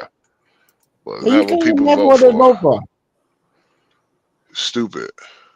Man, stupid as hell, man. She had some other shit I seen about, trans stuff. But let's finish this video. Which are white people Indigenous white children are not there. In 454 schools, white British children make up less than 2% of the student body. White British children are now a minority in 1 in 4 schools. And like I told you, Muhammad tops the list of boys' names for the 2nd year running. But that is all in Europe. But again, you may think, Melanie, you're doing too much. You're doing too much. It's not that serious. Well, did you know? There's a lot that I could unpack, but that would take forever. But Christians in Britain aren't even allowed to sing church hymns outside church grounds now. Look at this. But they broadcast the Muslim prayer in Great Britain. Allowed to do anywhere. No, miss, you're not allowed to sing church songs outside of church grounds, by the way. You're not allowed to sing church songs outside of church songs or church you're not allowed grounds. That's fine. That's you're fine. not allowed. She just said you're not allowed to sing church songs outside of church. Our church outside of church grounds, unless you have unless you've been authorized by the church to do this kind of song. He's not saying anything anymore. Are you saying that you don't care about the Human Rights Act? You're lost? Religion you're allowed to do anywhere. But then also, here we go. We got more. So one of the most important videos you can watch, Muslims gathered in Whitechapel, London to claim ownership of the neighborhood. Someone yells, "There's no need for that. We're on the same side." Muslims yell back, "No, we're not. Islam is here to take over." They openly chant, "Whose streets? Our streets," claiming the UK as their own. They're not in Western countries to assimilate. They are here to take over. Let's watch. And that is why you can't let Sharia law take over. That is why you have to have a Muslim ban in certain countries. You have to have a Muslim ban. I'm sorry, folks. You can think whatever you want to think about me. You should have a Muslim ban. Watch this.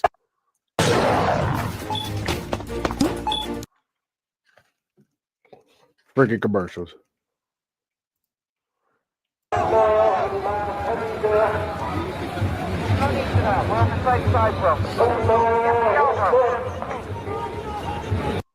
You can't sing Christian songs outside of the church, but they can gather and pray right there in front of everybody and have the megaphone.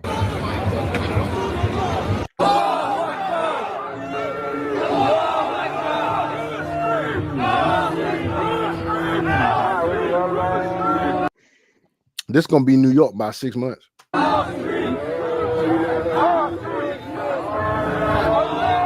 You got a Muslim mayor. You don't think they feel empowered as a community with a Muslim mayor?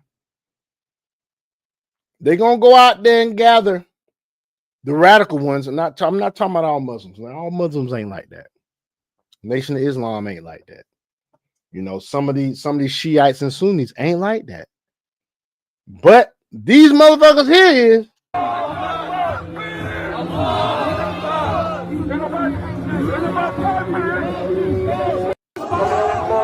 Yeah, hold on real quick, Sean, because think about it.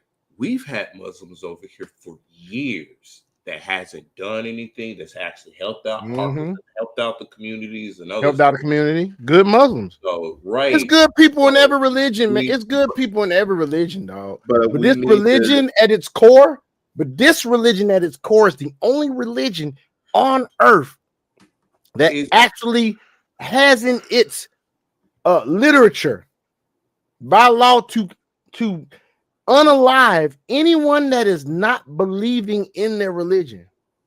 Right, but we need to really look at the major difference of mentality, because like these people that are here are mainly from over there versus the ones that are over here that operate completely differently. Because remember, the Muslims over here, like I said, unless you want to go in, go over there to them, you don't see them out in the streets doing that. You don't see them doing a whole bunch of crap. You do not see that. So that you must not have seen the first part of this podcast, bro. No. Where I showed them in New York. But chanting. Right, because those are the immigrants, right? not the normal ones that we have over here. That like you were saying, the Nation of Islam is who I'm talking about, and or we got Sunnis and Shiites in this country. I'm not even talking about them specifically, but there's a variety of different ones that actually do not act like this. Of course. I had already said there's good people in every religion. Because we got some good Muslims over here in America that do give to the society. And I'm not even talking about Nation of Islam. I'm talking about Shiites and Sunnis. I'm talking about the extremists, not the ones of. Well, I think our extremists that are in America are all hidden. They got cells. Nah, they out there in the streets doing that shit in New York now. So they hidden. Yeah, in New York they're doing it. They're empowered now. They got a Muslim freaking mayor. But all the same, who is cool? Who is taking campaign money from Hamas? Yes, sir. I don't know. Yes, sir. I'm telling you, I've seen it. I've seen the proof. He's taking campaign money from Hamas. So he's gonna be okay with anything they do in the streets of New York. He's gonna find a way to justify that shit. Watch. That's the top dude in the city. What you got to do what he say? Look at Brandon Johnson in Chicago. He told the motherfuckers he wasn't increasing the property tax. Now he increased the property tax. They can't do shit about that shit. Can't do shit. Do you know they're also wanting to ban dogs? Hey, I'm getting tired, man. My voice All right, is dude. starting to crack. All right, dude. We about to finish it up and do crypto news. All right, peace. Because I guess Muslims don't like dogs. And so now it will be a criminal offense to walk your dog. Oh my God.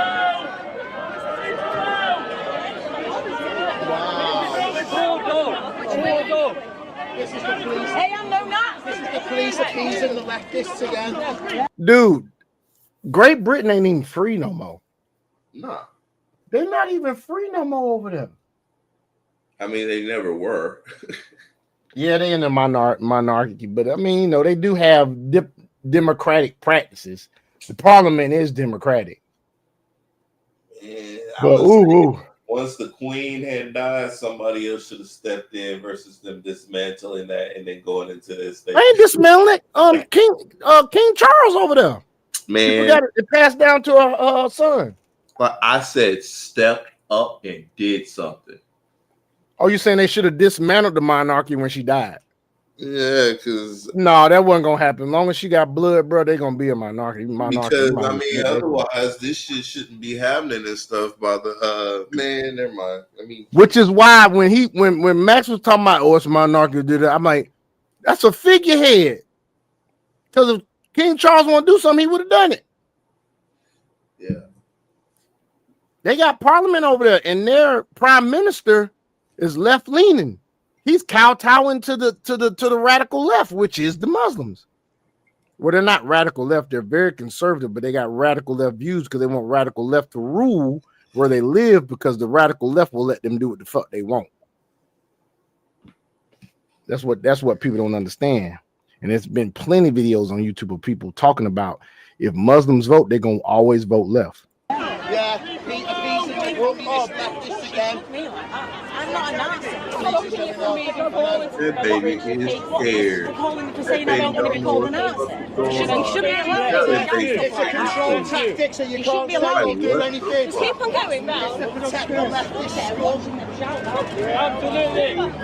Absolutely. How pathetic are you? From the British, we love you.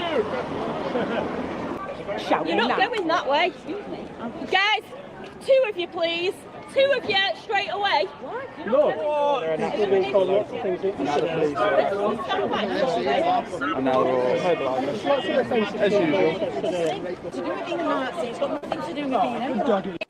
So this goes on. Stop. So they obviously got to be in a city in Great Britain that has a Muslim mayor, because you heard that dude said it's like 5 cities in Great Britain that have Muslim mayors. and harassing this woman. The police are traitors there. I mean, absolute traitors. No, they're not traitors. They following a Muslim mayor. It's got to be in. They said London had a Muslim mayor. I think this is London. So because London has a Muslim mayor, the Muslim mayor said Muslim said that Muslims don't like dogs. They don't like dogs. That alone makes them just a terrible. Really, y'all don't like dogs? Who don't like dogs? I mean, that's why I don't like cat people. I don't like cat people. Dogs protect people. I'm gonna say it like that. So, because my two dogs protect the hell up out of me. So, this has gotten so wild, guys. Guess what? Not only that, the Labour MP Javine Sander calls on the UK to take the British flags down since it makes migrants uneasy. I promise you. These jokers are dismantling the government over there, dude. Yep. They're taking over. I wonder what I guess they're gonna fly. I guess they're gonna fly the Muslim flag. Probably not for a while. Then afterwards, after it's gotten converted like how they want to, then yeah. I am not joking. This is really happening. It's worse than what I'm showing. But these are just some of the things. This is going to be New York. This is going to be. This is what they want. This is what they want to usher in the new world order. And then I see flags painted on roundabouts, and that is just. I'm sorry. I got to pause for a minute. Melanie King got some of the most beautiful lips I've ever seen in my life, dog. She really do. Oh my God, them jokers is beautiful. Oof. Back to the tape. Excuse me, you're reading. God damn it. Freaking weird. And because you've seen it online and I see it in my inbox, that this does make people feel uneasy. And they ask what message are these flags supposed to be sending? Now look, I'll take people at their words. People who he sounds congested as hell. Yeah, that's what he sounds stomped up like a motherfucker. For really, man, he sounds like he can't breathe, dog. he might have an adenoid problem too. He may have large adenoids. He might have large tonsils or something. You say this is about national pride. I'm proud of my country too, and I'm proud of our flag. But I do understand why others feel that it's about excluding people. Why others feel that it's about saying who belongs here and who doesn't.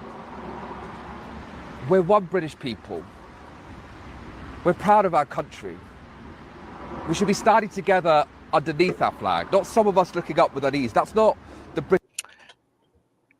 Once again, he's probably practicing what that word was, takaya, which is lying to non-Muslims to push Islam. British way. Standing together, not standing apart. That's what being British is about. Unity, decency, determination, having a pint, a cup of tea, supporting the English football team, and sometimes they win. That's what being British is about. And that's why today I'll be asking the Reform County Council to take down the flags on the lampposts.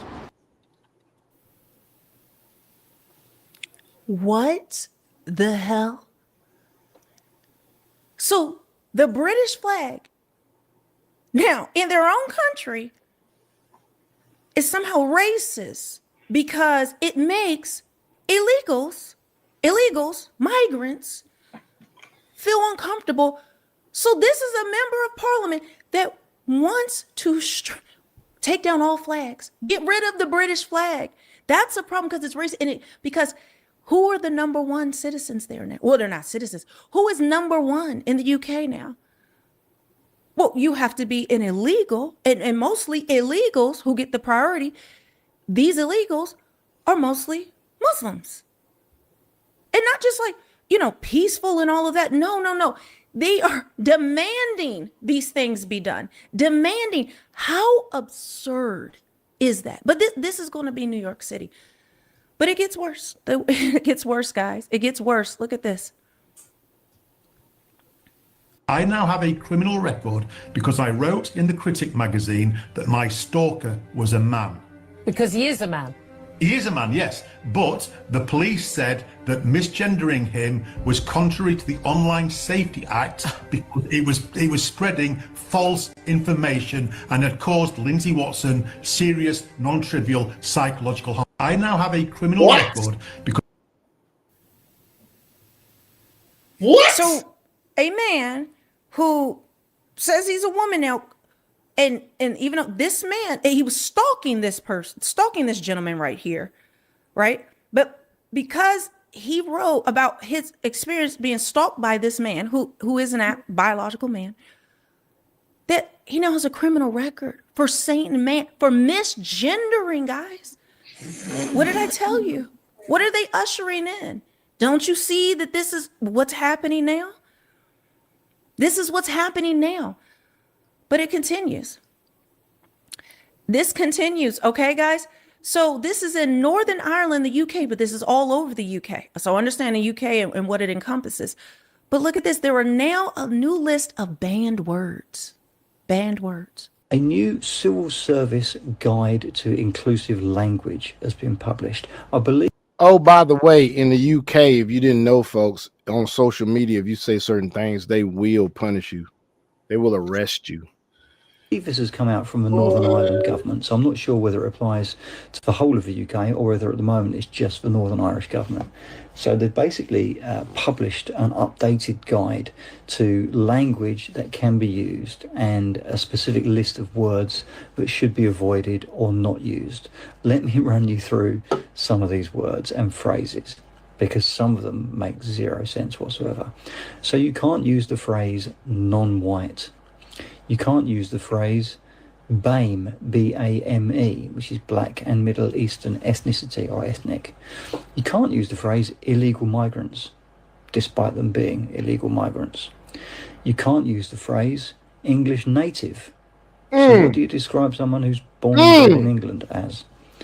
You can't use the phrase ladies and gentlemen, because that would be exclusionary to all of those in-betweenies that can't decide. You can't use the phrase guys. I'm always putting, hi guys, hey guys, how you doing? Can't use that any freedom anymore. You can't use chairman, because that's not fair on women. I'm not visiting. Man-made climate change. Can't do that, I'm afraid, anymore. Can't use policeman, even if they are a policeman. So I'm not sure what you call a policewoman. I'm not sure how that works. You can't use the phrase ex-con, even if they are an ex-convict. You can't use the phrase blind drunk, because that would exclude the deaf drunk. You can't use fell on deaf ears.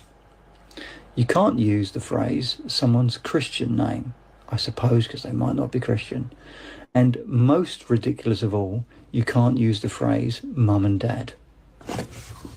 A lot of that sounds more like it's not Muslim, like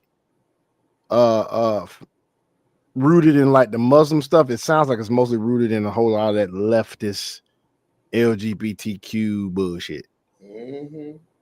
Madness. Now they've actually gone out of their way not only to compile this, but to put it all together and publish it as a document. So that's public money that has been spent on this lunacy.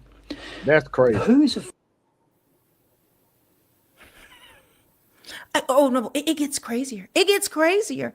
Okay, it gets crazier, right? So I want to show you this right quick. Hey, Texas, pay attention. By the way, bro, I seen a video where the mayor of Minneapolis was talking in Arabic, making a public freaking address in Arabic. White guy. Because it's just New York. It's just New York City. They're crazy, blah, blah, blah. Okay. New York City was the dry run. Your state is the target. They call Texas the Mecca of the West. That isn't praise. It's a warning. In my investigations, I learned that Sheikh Othman, I'm not pronouncing that, born in Pakistan, is reportedly moving to Texas. He is not here to assimilate. He is here to transform. Just listen to some of this. Just listen. So know this, that Islam will enter every house. Every house. Don't worry about the Islamophobes. They can yap all they want. Their children will be Muslim. Okay. All those people of Taif, go to Taif today. Show me a kafir there. All Muslims. Read Tariq al-Thaqafi. Al-Thaqafi, this Qabila is from Taif. Great mujahideen, great ulama, they came from the children of those they used to throw those stones. So Islam will enter every house. What's the question? Are me and you going to be a part of it? Are we going to take that become that sabab, that means, so that Allah puts all of that in your hisab? So you can be a part of this great victory that's coming, and wallahi it's coming. It's coming in every house, in every country. Today here in Australia, subhanAllah, I'm sitting here in a masjid that we have people all the way out past the second place. Look at this. Who could have So he's in Australia. imagined these many Muslims in Australia? And it's not going to stop. You can stop immigration, you can stop whatever, you can do Muslim bans. Wallahi, it's not stopping. Because the Prophet ﷺ said, This ain't gonna happen in Texas. You might well forget that shit. Anywhere in the South, this shit ain't gonna happen. Happen in Texas. Them good old boys, and them black boys gonna get together. Look, they gonna get them rifles. Look, that's what I'm saying is many good old boys that's out here, and the other ones that's out here too, and we're pretty much all strapped. That ain't happening, Captain. To all in the house. No, them good old boys. Texas got their own. Texas, just like Georgia, Texas got their own militia. No, yeah, we not. And no, we ain't talking about the National Guard.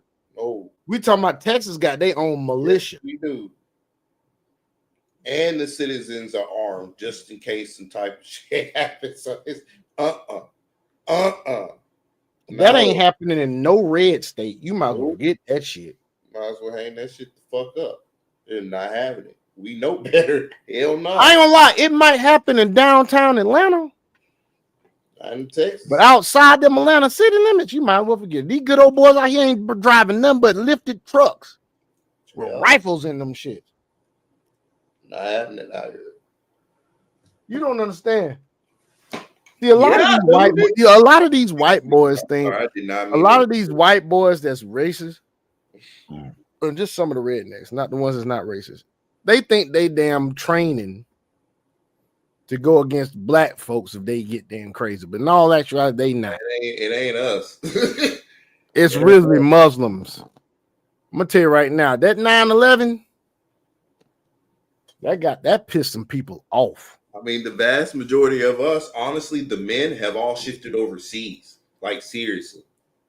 And there's 2,000 more sisters in the States than it is of us. And most of us are literally relocating anyway. So inevitably, like over time, yeah, I can see that to where it's them versus the good old boys. Because black folk gonna be moving, they're gonna be leaving. Yeah, like I already told you what my plans was, where I'm going and other stuff like that, and I'm good to go. And where I'm going, that ain't happening there either.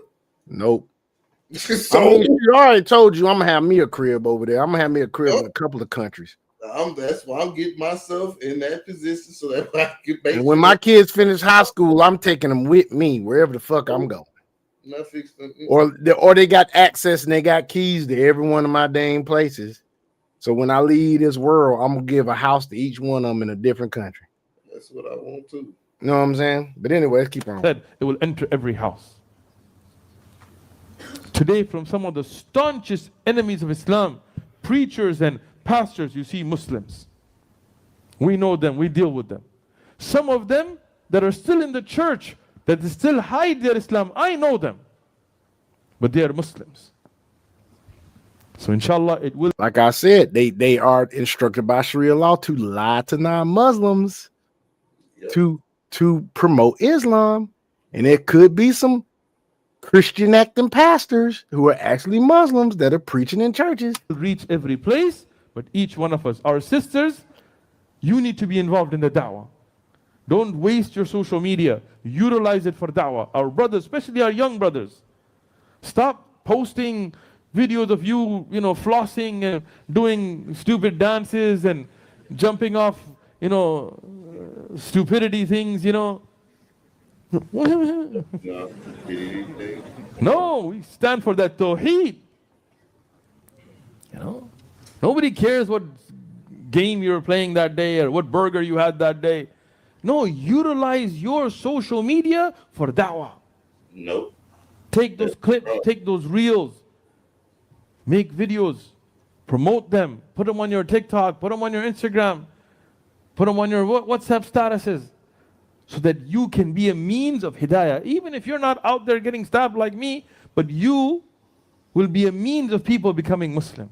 If you have wealth, donate with your wealth. When you're at the park, somebody talks, hey, you believe in that Islam that be chopping off hands? Yeah, I do. I think it's better than what you believe in. And you're not stealing something small, it's more than a 1/4 of a gold dinar and thing. You're just stealing because you want to cause corruption and this and that. Chop off a hand in public.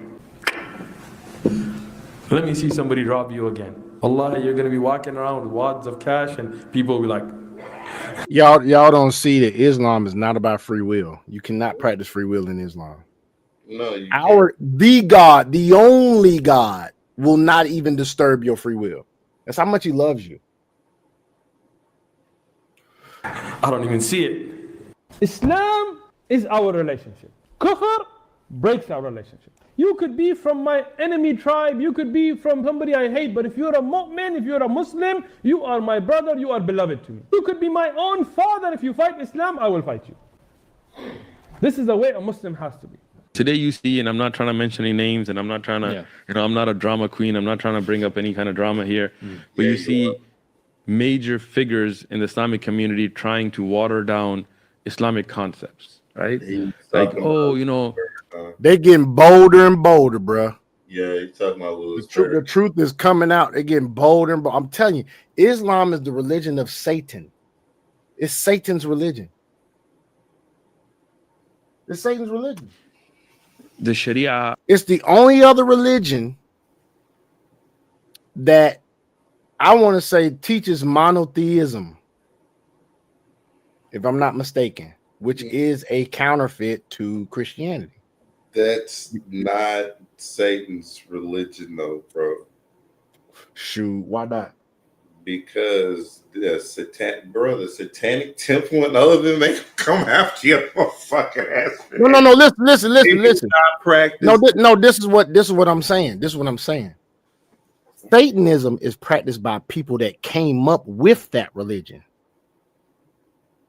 Get what I'm saying? The worship. Listen.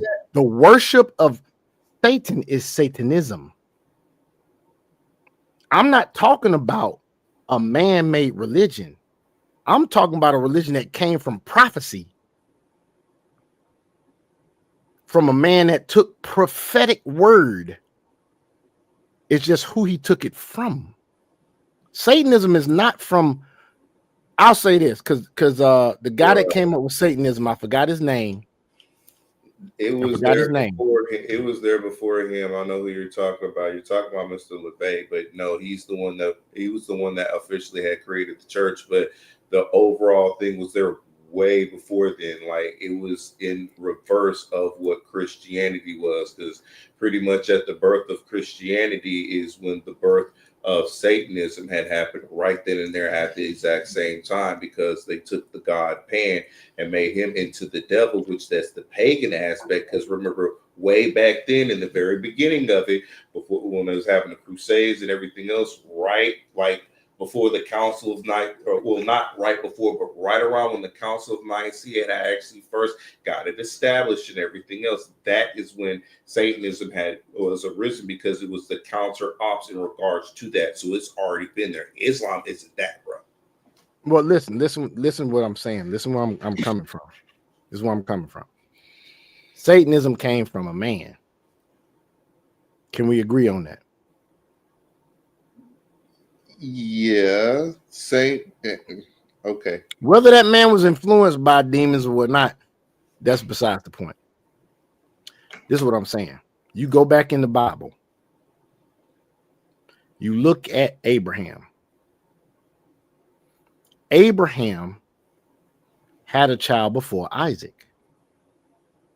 Isaac is his son that inherited the blessing of God on Abraham's life. Mm-hmm. He said, you'll have as many children as the stars. Mm-hmm. However, because of temptation and sin,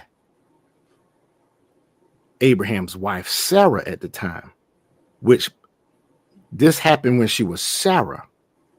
She used to be Sarai, but when she became Sarah is when she had Isaac. Before she was Sarah, she was Sarai, and she had a maid servant by the name of Hagar. Hagar was given to Abraham by Sarah to have kids because she lacked faith in what God had told Abraham. Now, God hadn't told her she was going to have a child yet until he changed her name to Sarah. Now, she gave Hagar to Abraham. Abraham went in and he had sex with his wife's maidservant, which was a sin. He had Ishmael. It is known in the Bible and the Quran that all Muslims come from Ishmael. It says in the Bible that your people will be a wild man and he will be against all people. Now, here's where it gets good when I say that Islam is Satan's religion, because he gave the prophecy to a man just like all of the accepted books of the Bible. God's breathed the words given to man as a boss would dictate a memo to his secretary, and they write it down. That's how the Bible was given to man. That's how the faith was given to man. The Judaism, Christianity, that's how it was given to man, through prophecy, through God. Now, you look at Islam, the same thing happened. The same thing happened, Dragon. It says in the Quran, and I don't know verbatim, but I heard this. An angel visited Muhammad in a cave, caused him pain in his chest, and gave him the revelation of Allah. And Islam became. You know what I'm saying? Right. That's what was orchestrated from the count. I'm gonna say this. All of the religions that we actually have been orchestrated by man. It is documented and it has been put out there like that, so that way man can be controlled. Like ultimately, it is a form of control in all of them. I mean, I'm not disagreeing with that. I see what you're attempting to try into, but that would counteract the demons that are in the Quran that they actually fight, just like how they do in Christianity, or the shaitan that's in there. So that's why I'm like, it's not that. But once again, like I said, Dragon, he is the great deceiver. He deceives his own followers just like he deceives anybody that's Christian. It's all a big deception, Dragon. Reason why I say this is this is a comparison I'm pointing to, because it's a counterfeit religion to Christianity if you really pay attention. So that's all religion, all other religions. No, I got that, but I'm talking about Islam and Christianity because these two are the most similar. Meaning he's counterfeiting God, the one true God, with his own religion. And he's had several other religions that do the same, they just in different ways. Buddhism, Hinduism, all of that. Because I can go deep in and really get into some stuff and say the fallen angels that were cast out of heaven, those fallen angels serve as gods in other religions.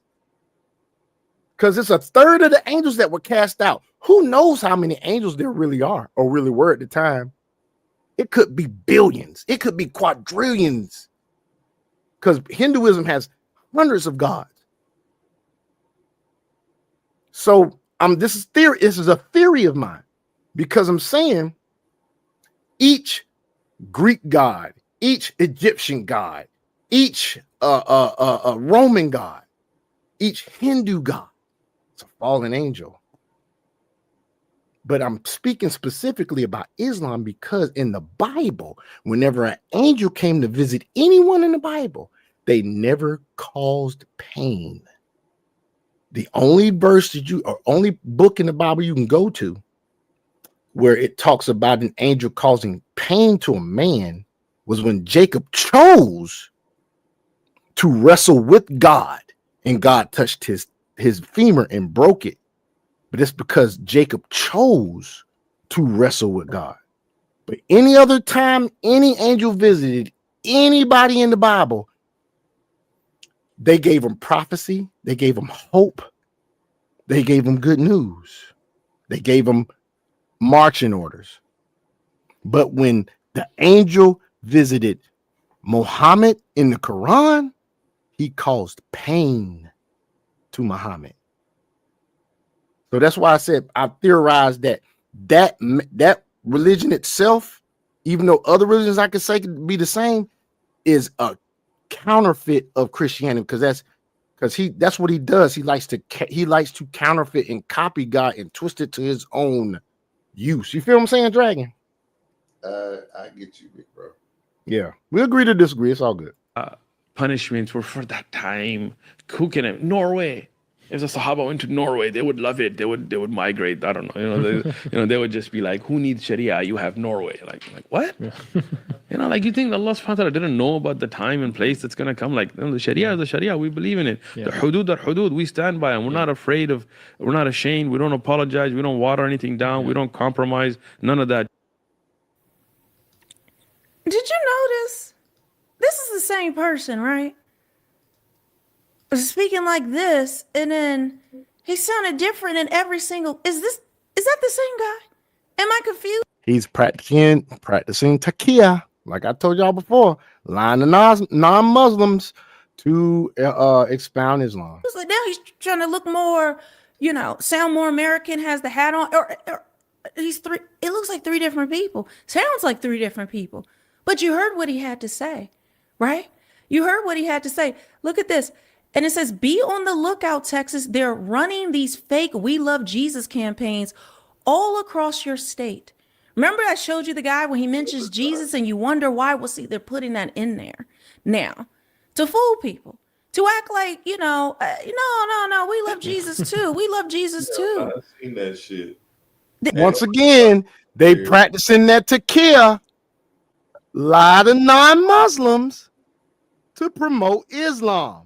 This is what is happening. That is in the Sharia law, folks. Happening on the ground. And while women like this are saying this. Just woke up to the news that Dick Cheney is dead. And you can tell I literally just woke up to the news that Dick Cheney is dead. So not only do we get a Muslim mayor of New York, but Dick Cheney is rotting in hell. What a day. Jihad is already winning. Just woke up to the news that Dick Cheney is. Did she just say jihad? Yes, she did. Boy. Jihad is already and what's crazy winning. is now, this woman right here, because she's showing her hair and showing her body, she's actually in Sharia law will be put to death. She'd be put to death, or she'd be locked up. I'm not celebrating anybody's death, but Dick Cheney was a warlord, in my opinion, a war criminal. I have absolutely no love for him. But this is what we're doing. But see, while she's doing that, celebrating jihad coming, celebrating Sharia law, this is why I said the coalition is not going to stick. If you don't know, there's a protest in D.C. today against Trump. And the women are dressed like the Handmaid's Tale. The same women who got in Zohar Mamdani, who are celebrating Sharia law, who want what has happened in the UK to come here, they are protesting Trump as though he's going to literally like the hand. Hey man, I wouldn't be surprised if some of these blue cities that have a lot of Muslims in it actually fool these white liberal women to start covering up more and start to be a little bit more conservative? Because they're so much sheep, they'll probably fall for any type of brainwashing. Yep. Any type of brainwashing. Inmates tell us supposed to be like the Christians who want to set women back and all of that, when literally this is happening with Sharia law. This is happening with the very thing they are ushering in.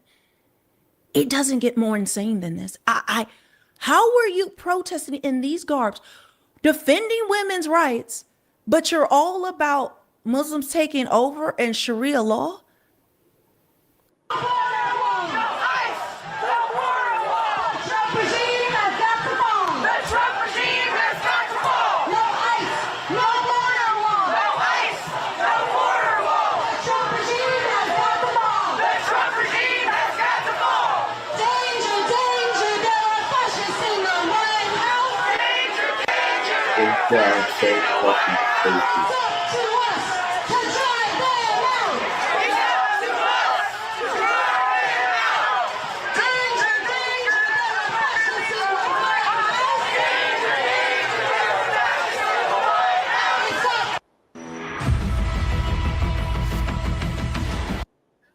God dang it.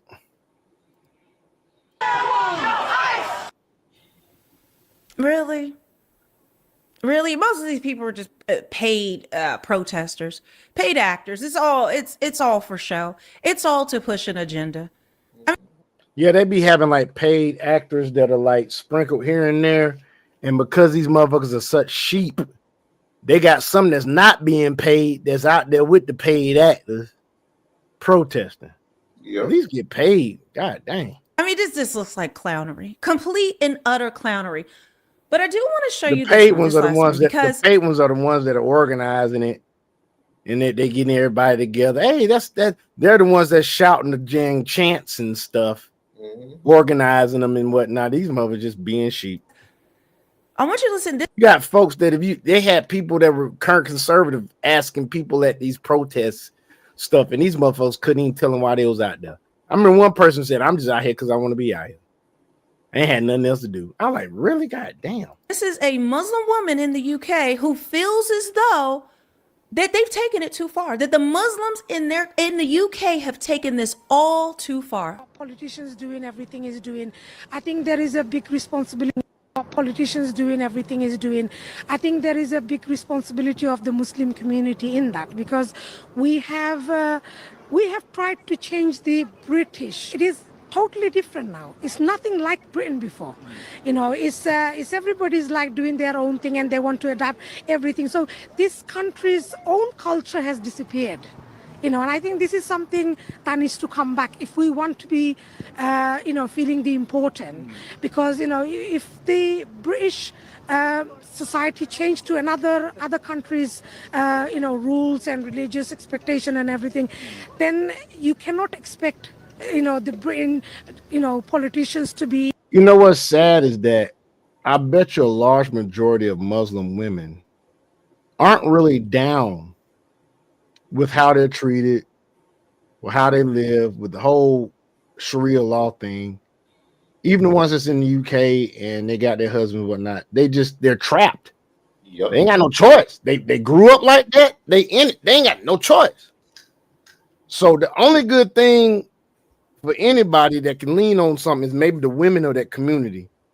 But that you have to put together a very big propaganda package to try to get them swayed, because you're not going to sway them.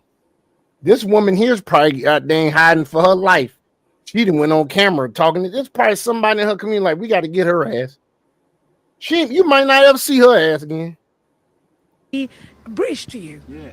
So you think Britain has been too accommodating almost? Yes, it is. And I think this multicultural, everything coming into it has made it like the society has changed to everybody's adaptations. Like everybody's doing their own thing, schools and everything, they're like having different kind of holidays. Everybody's having different kind of, their own adaptations.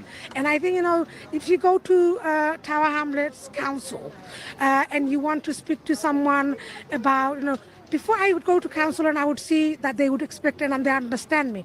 But now they will be like, oh, in your culture it happens, so adapt to it. So basically, we're about to end this part and go to a little bit of crypto news, but I want to say this one last thing.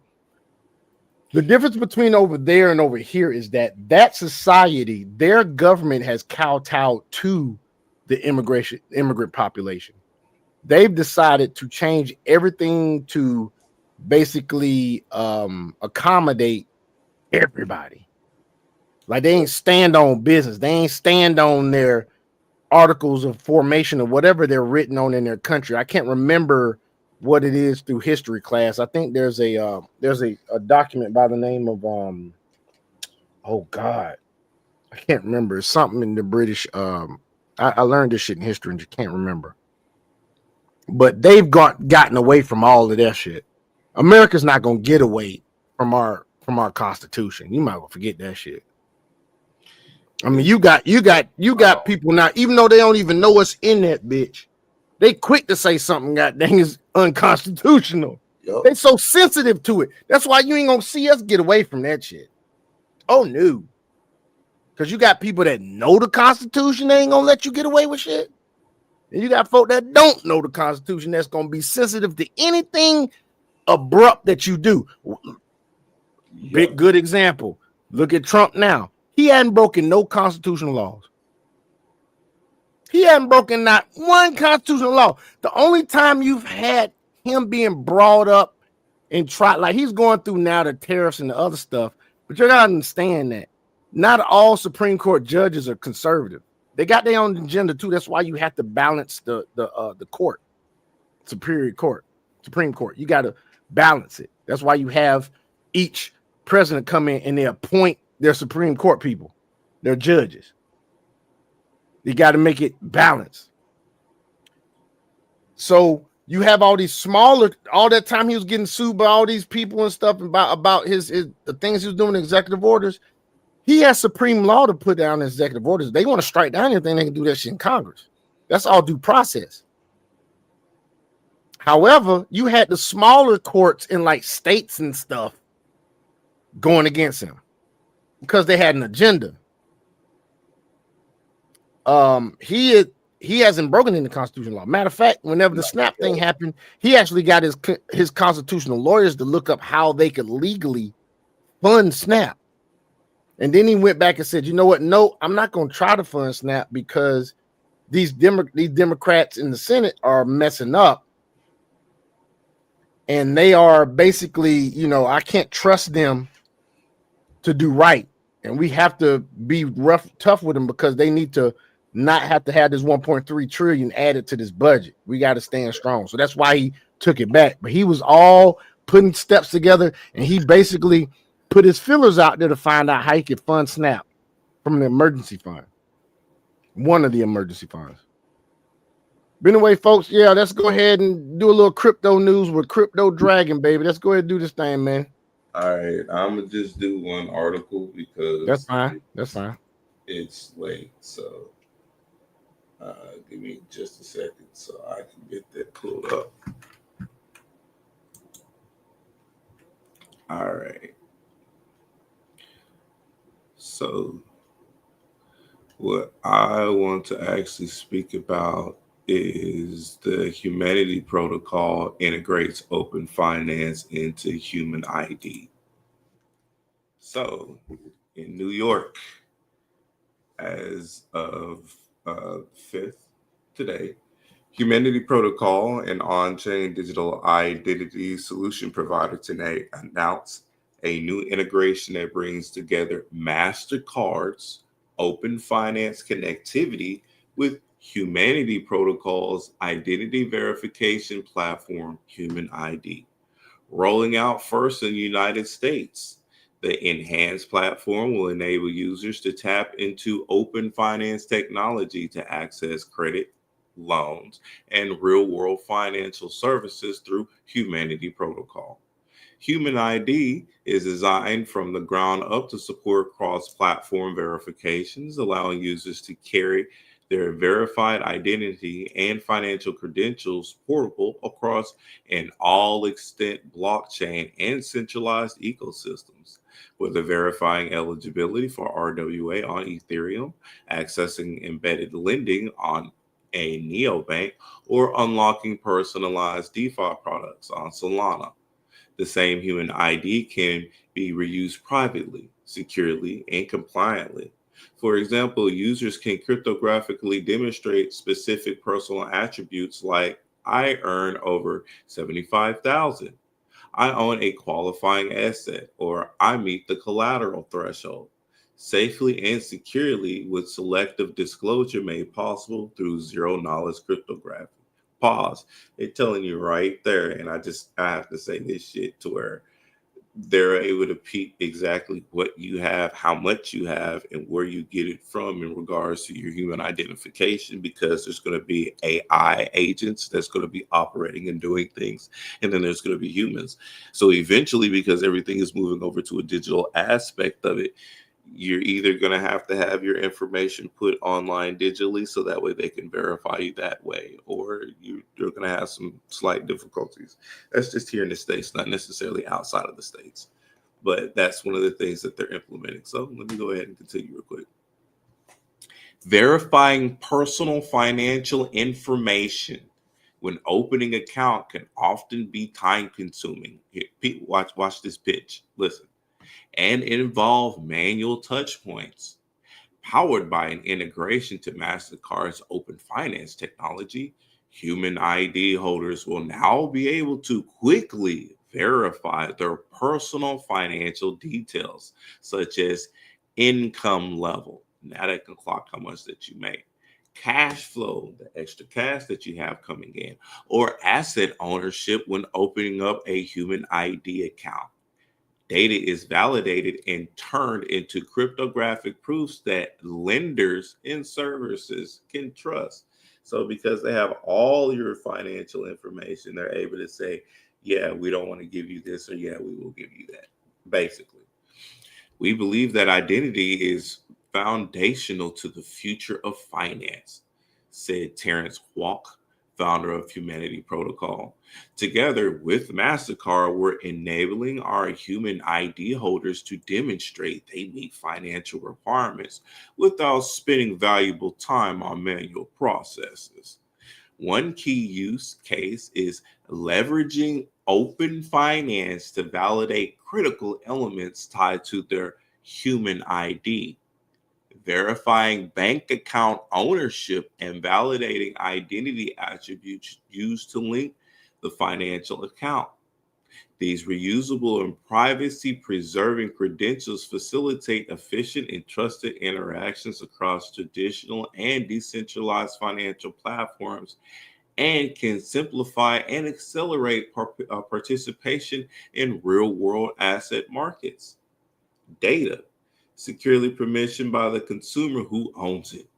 It can be a powerful asset, I bet, in many parts of our daily lives, said Jess Turner, global head of open finance and developer experience at MasterCard.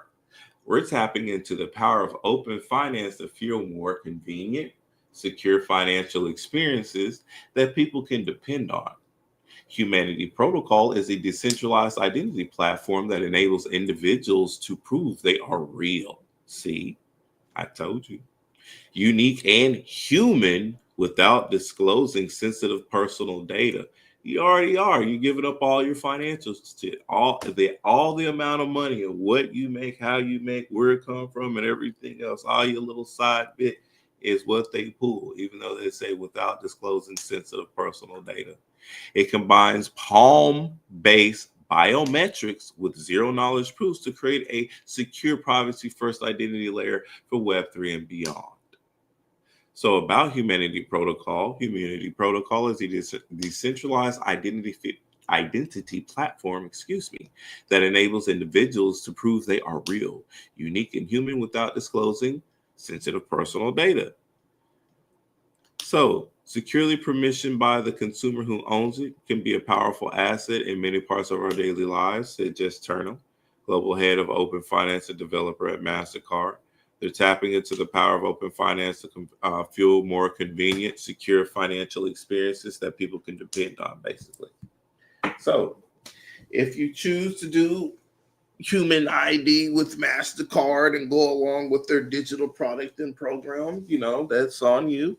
Just, we don't give financial information out here. We just report the news. So just know to where if you do have a if you have a MasterCard, chances are eventually they're going to want to put you inside of a digitized system. So even though technically we are in a digitized system as it is now they actually want to do that, like all full blown. And for the last article, real quick, I want to touch on what the central banks need to modernize supervision tools for stable coins. So, as tokenized finance accelerates globally, centralized banks face a critical blind spot. While considerable efforts have been invested in crafting regulatory frameworks for vital asset service providers, far less attention has been paid to the supervisory infrastructure needed to enforce these rules. The gap threatens to undermine even the most proportionate regulatory regimens, and that threat is particularly acute in emerging markets where dollar-backed stablecoins are reshaping monetary dynamics at unprecedented speed. Analysis from the Cambridge Center of Alternative Finance identifies this challenge as a part of widening innovation delta, the gap between regulators' capacity to supervise financial innovations and the rate of innovation itself. Among the deltas for manifestations, the temporal mismatch proves most acute for supervision. Most regulatory reporting relies on the quarterly figures where tokenized finance moves in seconds. What is the dollar denomination stablecoin value head domestically? What is the velocity of domestic stablecoin holdings compared to traditional foreign exchange reserves? What proportion of remittances flows now occur through stablecoin rails? Central banks can draw lessons from the fintech industry and leverage the properties of blockchain. Traditional payment providers are integrating stablecoin rails, creating hybrid systems that combine blockchain settlement speed with regulatory clarity. Blockchain-based proof of reserve systems shift supervision from periodic checking to continuous monitoring. Cross-chain interoperability protocols aggregate supervisory data, addressing the challenge that stablecoins pose as they operate across multiple blockchain networks. Urgency of adoption. Soup tech development must begin early in the regulatory process, not as an afterthought. Every quarter that central banks lack real-time visibility into stablecoin flows represents a quarter where financial stability risk accumulates unobserved and capital controls develop leakages. For emerging markets, delay compounds these costs and creates adverse selection in regulatory compliance. Authorities need robust mechanisms for real-time sharing of supervisory information, particularly for the borderless nature of virtual assets and systematic risk. The challenge extends beyond national borders. Cross-border stablecoin flows that appear innocuous in one country may reveal significant patterns when aggregated. Both the Financial Stability Board and the International Organization of Securities Commission identify cross-border cooperation as critical for effective virtual asset supervision. They said it's critical for them to be able to watch every bitch where that motherfucker shit is going. In their respective reports published in 2025, IOSCO emphasizes that the need for information sharing across the regulatory life cycle, including during authorization, supervision, and enforcement stages. The FSB found that gaps in data quality and limited regulatory reporting by VASP or VASP hinder effective monitoring of financial stability risk. These concerning weaknesses In implementing FSB's recommendation, 3 underscored the urgency for cross-border cooperation and supervision. The value of supervisory data increases substantially when multiple jurisdictions adopt compatible systems. Enhanced international coordination is essential to implement consistent oversight and address regulatory abridged risks. As the CCAF notes in its analysis, without system-level innovation, the innovation delta will continue widening, creating space for regulatory abridged, jeopardizing consumer protection, including financial instability and weakening public trust. For central banks, modern on-chain supervision tools are not merely an efficiency improvement, but a necessity for fulfilling their mandates and for emerging markets maintaining monetary sovereignty. Modern finance requires modern supervision. Hopefully, it would mitigate a modern financial crisis. And that's what I have for crypto news and financial news today. All right, folks. So, been a good show tonight, man. We're going to go ahead and cut it here. You guys have a wonderful night. Be aware of everything that's going on around y'all, guys, because if you haven't noticed, the world is a different place now. Then, brothers, if you America is changing. Get your passport. Get your passport. Watch New York, because New York will show you how the Democratic Party is going. Just get Watch your New York. Get your passport. Peace out.